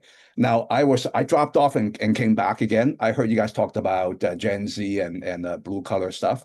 My encouragement is that, you know, even though I send so many kids to Ivy League and top schools, universities, but I really encourage some Gen Zs who are passionate about becoming a next generation plumber or electrician to really get into that if that's your passion, but make sure you know how to augment your work with AI. It's a great thing because we need to up the manufacturing, the blue collar. I love blue collar workers. I give them extra tips, right? We have to encourage that. There's nothing wrong with that. There's no stigma, just an encouragement for next chance. Fair enough. Carolina, you had your hand up? Yeah, so one comment, one question. So recent on the AI, can you hear me? Yes. Yeah, on the AI topic. So I joined in Singapore, I joined a discussion on AI, exactly what you're talking about, with focus on scaling businesses faster with AI. And their key findings were that team of 6 to 8 engineers can now deliver work of 80 engineers. Absolutely. So on average, AI is replacing workers at a 1-to-10 ratio. But what they mentioned is that they found out that structured tasks such as code writing for software engineers is easier to replace than so-called quote unquote messy tasks. So for instance, it's easier to replace a software engineer than a PA because a PA is dealing with, you know, a lot of changes, rearranging meetings, needs flexibility. So AI is struggling with tasks where flexibility is required. And they're saying not to be afraid of the AI, but start to think that what they're observing is that employees at the moment look how they can make their jobs more efficient with AI. And they observe that it's a trend that can be seen across different industries. So that's that's the comment on AI. Question. I guess so. Another discussion that I found myself in was I think the question is where US is positioning themselves against versus China and Russia in the next 5 to 10 years. Because I recently joined in the UK in London, a panel discussion with Herman Hauser. He's the Amadeus Capital co-founder. Currently, This is your provocative question. that's my provocative question. So yeah, so Get ready, guys. so he's helping at the moment the EU raise 20 billion fund, for the European scale-ups, recognizing obviously the changing position of the EU in the market. And his thoughts around the future of scale-ups and general business in Europe and the supply chains are that EU will eventually need to choose between the US and China in terms of, supply chains. And he's quite bullish on China. He said that the decision will be made between the past and the future, where the US is the past and China is the future. And I was wondering is just what are your thoughts around it in developing? That's an interesting one. I think I think that sounds good. I think in practice they might find that the experience is not as equally as bad as the US one.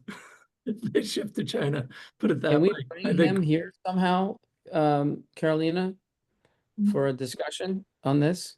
Sorry, can you repeat?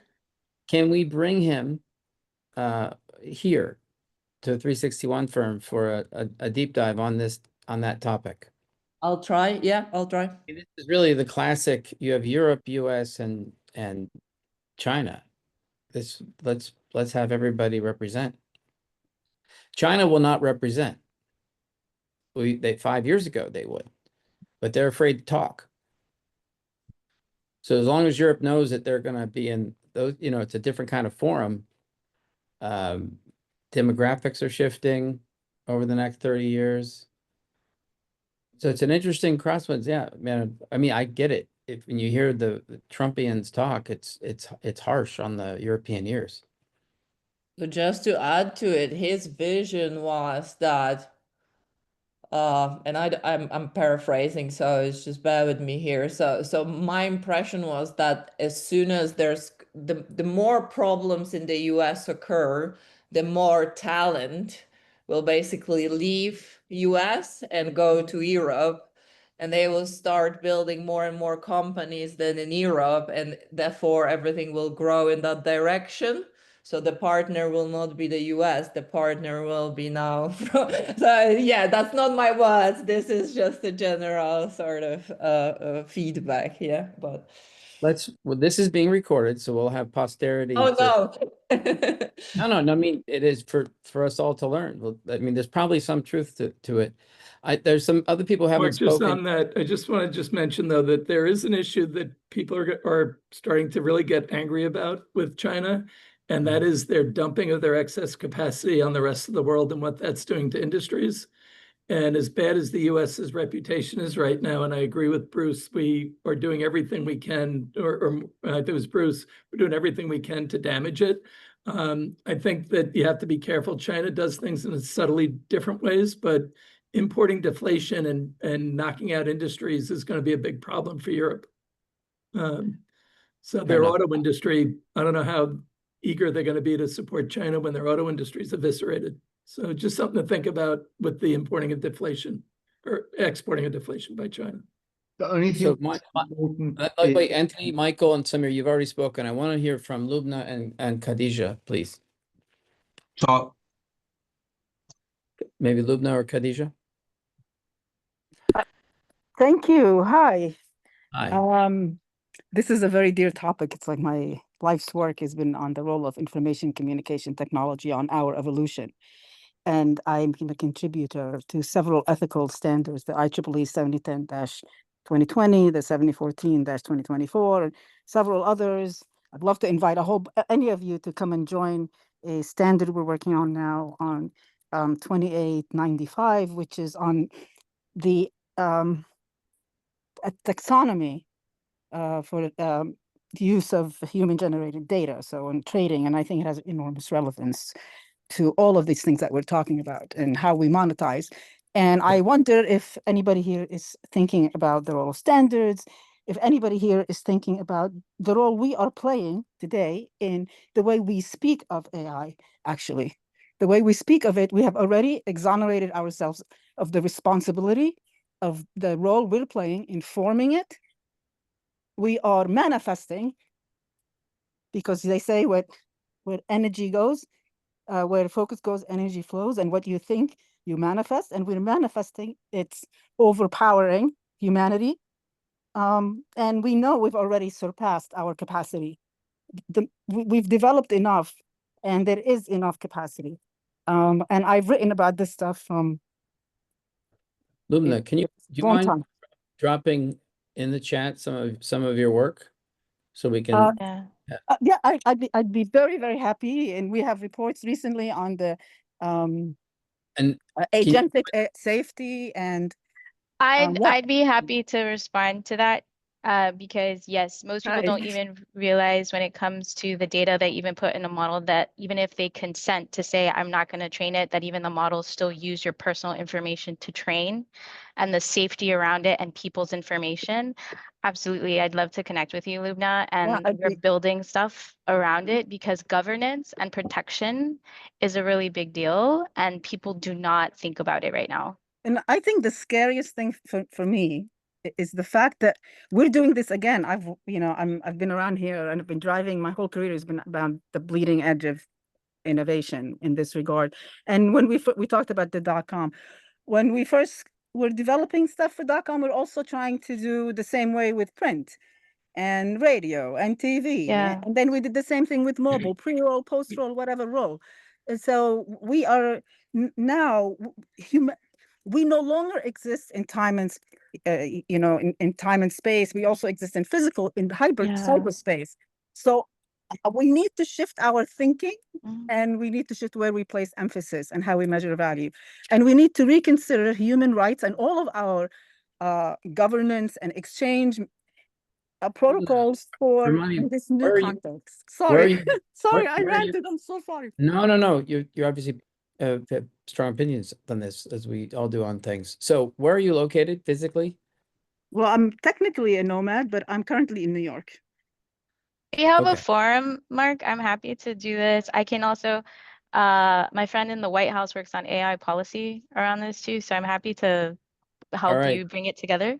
Lucia and Lubna, you are Can I just make one comment, Mark? I think there's a fundamental, Lubna brought up an outstanding point, which is I don't think that most users of AI have a fundamental understanding of what it does or how it works, right? Well, I think there is just this, especially from the investor side, actually, and this is a critical point, because if we knew what at least from the most VCs and most PEs who are investing in the AI space, they're investing based on some notion of what the potential market opportunity is. They're not really investing on what the actual fundamentals of what the technology is capable of doing or its actual overall impact. And that, I think, is a overall lack of knowledge. And the same thing we experience in the semiconductor and quantum space, right? I was just with a PE firm in New York, and they were saying to me, look, most of the quantum stocks that are out there publicly, they're just playing them for gain. They actually have no long-term longevity because they have no way of being able to assess the fundamentals of what the technology is or its value. So exactly, because we go on the hype rather than the fundamental and how the technology will play out. So much of quantum is theoretical. So all right, so I feel like and it's dangerous because we're investing in accelerating our extinction. Let me bring in another voice here, someone who has really interesting perspective, and that's Khadija on these points. If you may not have come on camera, Khadija, to talk about this, but maybe you did. I did. Can you guys hear me? Giving people your background 21 years at Microsoft, looking at the development of AI from a longevity. And now you just came out of the Middle East where, where the big players are investing in this space. So you've seen it from a couple different vantage points. Yeah, and I'm also sort of, looking a lot at the startup ecosystem and sort of where investments are going these days. So I wanted to make 3 points because the discussion's gone to a lot of different places, but I just wanted to kind of at least share a little bit of a stream of consciousness. So one is, I heard a lot of concern around so much money going into AI. Absolutely. And there's a fear of missing out, right? The whole FOMO thing. So it's absolutely happening. But I would say from an investor perspective, for those that are going to have cash or the ability to make investments in the next 18 to 24 months, there will be a dot-com crash for AI. So the AI crash like the dot-com crash. Now, that's not just because all the technology is bad or all the business models are bad, but the reality is the ecosystem is trying to figure out where do you make money. You could have a great idea, but if it's not generating commercial returns, that eventually, all the money that's going in, right? VCs start pressuring the companies, et cetera. But again, this is just my humble point of view. I think in the next 24 months, investors who are able to pick up the pieces because will be able to pick up very valuable technology, interesting sort of, acqui-hiring, so kind of the employee base, et cetera. And then I think we will see an era where the business models that make sense after all the fuss has gone through and will be interesting. So that's one. The second one is, I think, Mark, you commented about management, right? Fundamentally, and again, this is just my opinion, AI has made the reality of 30 to 50%, pick your number, right? Sort of double digits, maybe touching 100, but I would say a lot less than that. We are going to see multi-billion-dollar companies that will become the norm. It will be very easy to do that with far less employees. So if you think, especially the world I was coming from, right, with Microsoft, et cetera, 180,000 person companies, 130,000 person companies will not be the norm. Now, of course, it depends on the industry, but definitely in terms of tech players. So the notion of management also changes, right? Because today it's like, oh, I'm managing a team of 3,000 people. How do you delegate? How do you inspire? That's going to fundamentally shift. So it's not just the skills, it's the skill sets that people are going to have. So I don't know if you guys saw the news, like Moderna. They created a new role of the chief people officer together with the chief digital officer, because basically you're bringing HR together with the chief sort of, digital technology officer, because I think it's something like 2,000 or 3,000 AI agents that they're dealing with that are part of the workforce. So the notions of how we either sell to companies or how we have colleagues working for us or reporting to us, or if you're consulting or if you're investing and looking at companies, is going to fundamentally shift. So, that's another element that as you're wearing the investor hat, thinking, where's the puck going? What do I invest in? And then how do I also engage with these companies is going to be fundamentally different. Indeed.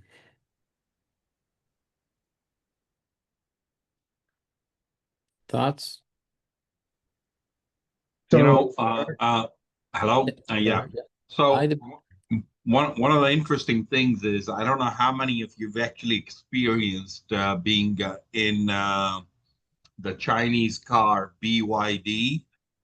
I was in London, and it's pretty mind-blowing what they've done. I don't know how the longevity of it's going to be, but one of my buddies just bought 2 of them purely because of the differential between that and a Tesla.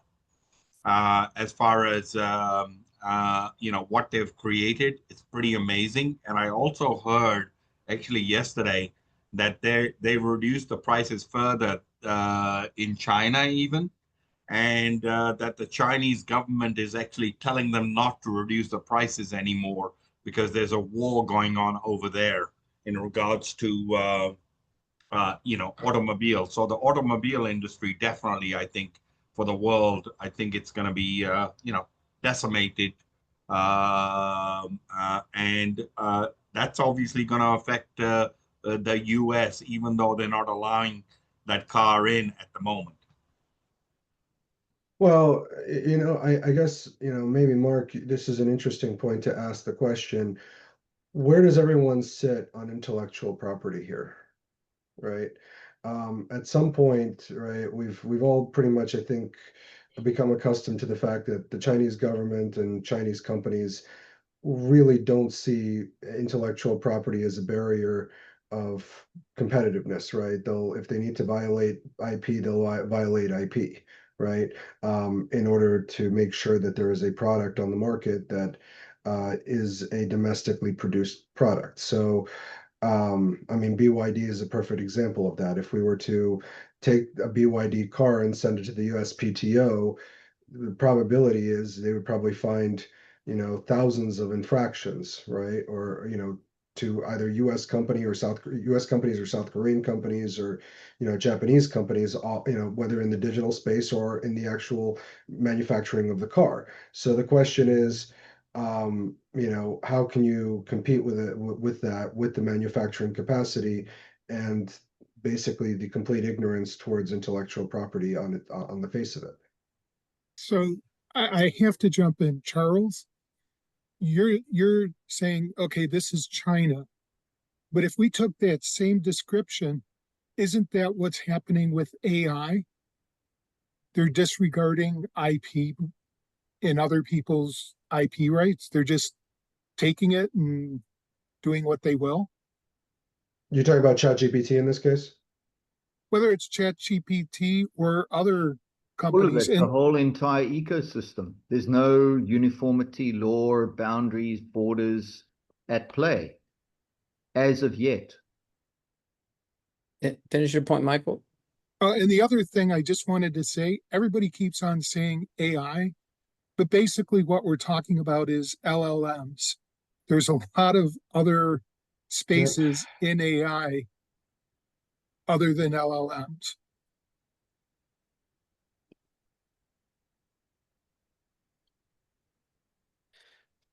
All right, where do we go from here, everyone?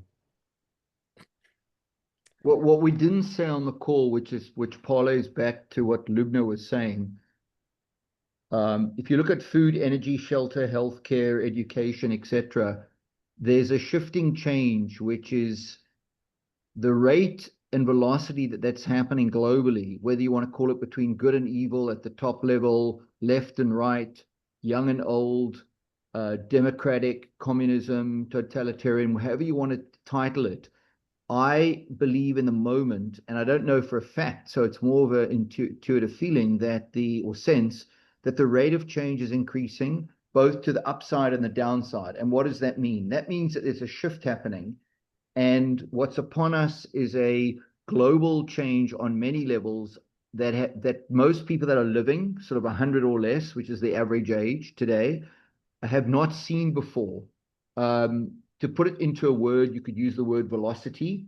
And why is this significant? Because the people that are in control are going to, for the most part, run the show, which is going to feed into these utilities that we have, whatever they may be, and whatever we discussed, whether it's defense, whether it's AI, whether it's food technology.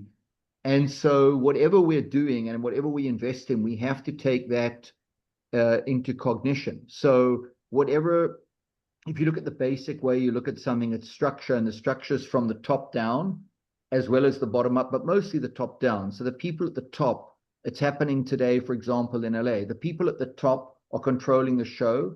It matters what the people underneath are doing and thinking, but the people at the top are going to control and decide. So we need to look geographically, who's at the top where, what effect do they have on that ecosystem, what's happening underneath, meaning who are the protagonists, how are they going to navigate, what do they have of value or not of value to feed in the ecosystem, and how can we monetize that? And that change to sensitivity and those actions are going to determine what we invest in. Because what we invest in, and this is where I'll close, it's what we buy, what we sell, how we shape it, which is how much of it we have, which contributes to the risk and ultimately the net output. And so we have to be right more than we're wrong to remain solvent, right? So I'm not trying to sound esoteric, but it really comes down to that. And my point is that we have to be cognizant of the change and what those leaders will bring. Anthony, I have to question one thing you said. You said we have to be right more than we're wrong. But the other shoe on that is, if when we are right, the value that is created is much greater than our losses than when we're wrong, we don't necessarily have to be right more than we're wrong. And that's kind of falls into the VC space, right? You're not necessarily right more than you're wrong, but the returns from your winners are so great that it outweighs the times that you're wrong. I'm speaking your language and I'm saying the same thing. It's just that I don't communicate very well. When I say right, I mean on a net basis. I'm not saying you were right with 6 and wrong with 4. You could be wrong with 9 and right with 1, with the way you're describing my periscope. But I mean the same as you. In other words, your net outcome, not all the churning underneath, but the net outcome. If you commit, 10 of capital, being right more than wrong is that you exit with more than 10 with the cost of inflation and risk-free rate and so on. So whatever that is, you want to be ahead by some quotient. And the rightness, I agree with you. You have to be, your rightness has to pay off on a net basis. I'm not really looking at the gross. The gross is the scorecard. The real scorecard is the ultimate output, and obviously trying to create as little disruption on a negative basis as possible. That's also, I think, a very large measure of being right, which doesn't mean planting green trees, but it does mean, trying to be accretive and positive to the natural forces and ecology that's around you on a human and a plant and a humanitarian level. And so we haven't done enough of that, and that's why partly we're in this sort of chaotic state that we're in. What I look forward to is a lot of, we're talking about this generic AI, what it means. A lot of this has been either invented, co-invented, accelerated in Silicon Valley and Seattle, where we're heading.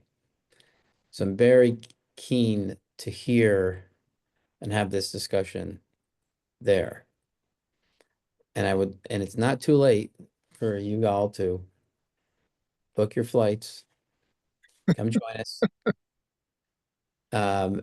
We will be on Sunday in San Francisco.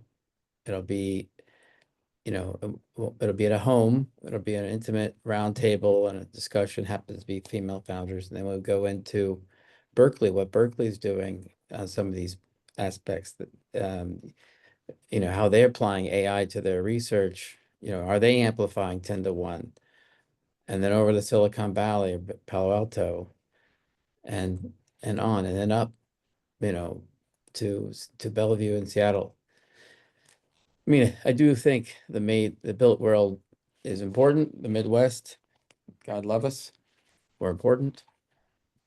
It'll be fascinating to see where the hockey pucks are thought to be heading from there. Mark, was it 2 years ago that Ed Oates came and said Microsoft's cool again in the Valley? I didn't know if it was Ed. Google? I thought it was Nick Davidov or somebody, one of the panelists, but yeah, it was said for sure. And I think if you bought it at that time, you would have made a lot of money, whatever stock it was. I think it was Microsoft, but I think you would have killed it since then. So it was interesting. I'm interested to see what they're saying is cool now. Well, I listened to that. Everywhere we go, they said, you got to understand importance of Berkeley and Stanford. So ever since then, so that Ambrose is coming, the head of the semiconductors. And in fact, you'll appreciate that, Charles. Daniel Ambrose will be joining us. And I talk to him once a month. Yeah, well, he's a great guy, though. He's awesome. Other than you and your AI talking to him, but when you get our community, I think I still like to think that our community collective provides that kind of flexible thinking, sometimes less flexible, but I'd like to unstructured. This is part of what we're I'm dealing with in a meeting tomorrow. How do we bring all this unstructured information? Sorry. So Maher, I just saw your hand up. But we do need to bring this to a close. Yeah, thanks very much again. So I'm having questions for both Lubna and Khadija. So as we are expecting, and I expecting as well, this is like a dot-com bubbling. It will be burst at a certain point and filtering everybody's out. So the question is, what is the next wave? How you can see the new technologies moving, developing forward, further that horizon? Any idea? I don't know if was that your point, Lubna, or I think your point was more holistic than where the economic pucks are going, but she took herself off camera, so she had mentioned her. Well, I would have liked to hear Khadija's point first. Hi, Maher, before her response to this question, because she Khadija, are you still on? I can't see. having the Microsoft perspective. I represented Microsoft for 6 years when we were pushing Microsoft Mobile back in the days. But I would have loved to hear more from her because is she there? Yeah. I sorry, Oh, I'm speak, here, and please. apologies, I have to stay off camera. But so first of all, I left Microsoft 2 years ago, and as we know, technology is evolving, but I've been seeing it from other vantage points. I mean, look, that's I even don't, yeah, I don't think anyone's got a crystal ball. I have my own opinions, and I call them opinions because that's all they are. Which is, and I made a comment in the notes. So first of all, we're so obsessed with Gen AI right now. I mean, we're not actually seeing the full scope of AI. I mean, the use of AI in the enterprise for mission critical systems has not happened yet. So everyone's hearing about agentic AIs and agents are going to start doing something. I mean, don't get me wrong. LLMs and Gen AI super, super powerful, but it is only a slice, right? We've only seen a tip of the iceberg. So when we actually start seeing machine learning, the advancements associated with that, and other forms of techniques that are being leveraged, where you can truly start doing things autonomously, so I think, I guess the short answer to the question asked is there is yet a lot of innovations we will see in AI. And if we see them, especially in enterprise systems, because that's right now relatively virgin ground, right? Where we're seeing a lot more AI take shape. Perspective. Excuse me, can you guys still hear me? Yeah, not on the B2B side so much. So I think that's one. And then the second thing I think is there is absolutely emerging tech, right? So frontier tech, but very, very early. I saw Jason's response, beware of quantum. I agree because most people don't understand it. But the reality is quantum combined with AI is going to be able to change industries, especially around healthcare, which many of you are in. But yes, does that mean you immediately start investing in every public ticker? No, but do you keep your eye on what's coming out? The last thing I'll say is, again, back to the AI space. Remember, right now, the only companies making money are the frontier model companies, and they're actually losing money, not making it because they're reinvesting, right? But the only business models where we see people spending money. So there's still actually a lot of things in the picks and shovels and AI infrastructure space that is going to make things easy for these legacy enterprise companies come into the AI world. Because remember, we're not living in an AI native world. We have to shift the world. So there's going to be solutions. And this is where I think the double clicking and the triple clicking is where people are going to find where the money's at, because those are going to become the future mega unicorns. And Mark, I'll just add, I think small language models and true machine learning applied to unique, as in specific data sets, to solve real world problems. That's happening now. It's not getting any of the viz that the large language models are. That's taking up all the oxygen in the room. But there's a lot of really very interesting and promising advances and products that are hitting the market now in that space. Cool.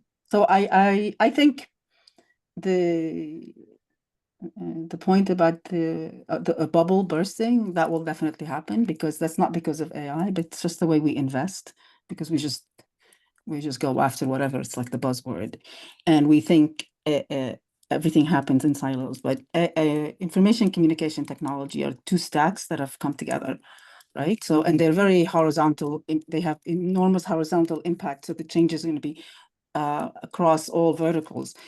I think the scary thing about agentic AI and things like when OpenAI is offering country level AI, the implication on the psychological and behavioral conditioning that could result in based on our interactions, because so many of us, our AI, I mean, even for me, myself, I maybe because of the way I think, AI understands me. I used to tell people I talk to my 7 friends and I have 7 mirrors with different hats on.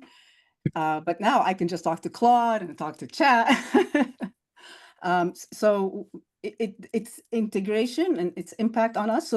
But there'll be a lot of interesting places in education that we can see. I hope that we have a different investment going into, and if we start thinking about AI, not as AI, but AI and friends. So it's the stack AI together with quantum, together with nano, together with biotech. We've already cloned, right? We already can 3D print organs. Now think about when you stack those innovations together. That's where the breakthroughs will happen. Innovation happens in silos, breakthroughs happen in integration. Life happens in concert, right? So, yep. Where we put our money is going to, I say this is really important for us to take a mirror and take a real deep look at how we value ourselves, because AI and whatever autonomous systems that we're already empowering will not value us more than we are valuing ourselves and life. It's not going to know that we think, it might miss that the richer you are, then your life is important, or where you come from makes you more important than another life. So it would be easier to just turn us to the fuel and processing power, not necessarily the machine becoming or the robotics becoming our servants. So we have to take a deep look inwards, I think, and hopefully there'll be plenty of AI tools that will help us, and we will invest in that regard. At least I'm working on one. It's a cyber organ, I call it. Fair enough. You should also come out west. I want to. I'm thinking, I'm free from Sunday. That's perfect. You're Let's talk about it. You're a female founder. Khadija, where are you, huh? You're a female founder. So Khadija is thinking about it too. I don't know if she's still on. Yeah, well, I've been I'm having a lot of bilateral discussions with people. So my favorite story, let's finish with a story. It was a guy named Christophe Charlier. He was the chairman of the Brooklyn Nets and a couple other companies. And he was heading to Moscow, and he detoured to come to our New York conference. And then later that day, he said, would you like a box at the game? Well, of course, we'll take a box. And then the next call was someone in Singapore, and I mentioned this, well, we just got a box, and you could be there if you he said, if I'm going to come, I have to take the flight at 9 a.m. It was almost 11 o'clock at night for him. I have to take the 9 a.m. flight. I'll let you know if I'm on it. He was on it. So both Christoph and Mark Shmulevich detoured, from around the world, from Geneva and from Singapore. So it's really easy on a Tuesday. You still have 5 days to make your way to San Francisco. Well, Anyone? Khadija, I don't know, Khadija? I don't think I see her. I mean, these calls are on for half an hour on our calendars, but we should probably stop Yeah, kidding. no kidding. Stop kidding ourselves. Well, I'm known to be impulsive, and as I said, I'm nomadic, so Oh, this is not impulsive. This is, you're I mean, having that's a lot more than while on my way to the airport. right. Well, I'm heading to Africa soon, so this is the last window for me to go west. So maybe It's going to be a pivotal. You have my phone number. Text me It'll the be a details. I have to jump, Mark. Thanks, everyone, Thank for you. joining and for the contributions. Make it a great meeting. Thank you. Thank you for the space. Thank you, Mark. Thank you. Thank you. Thanks, Maureen. Bye-bye. Bye-bye. Bye, Mar.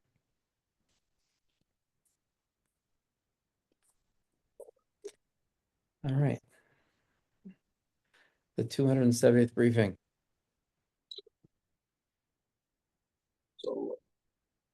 So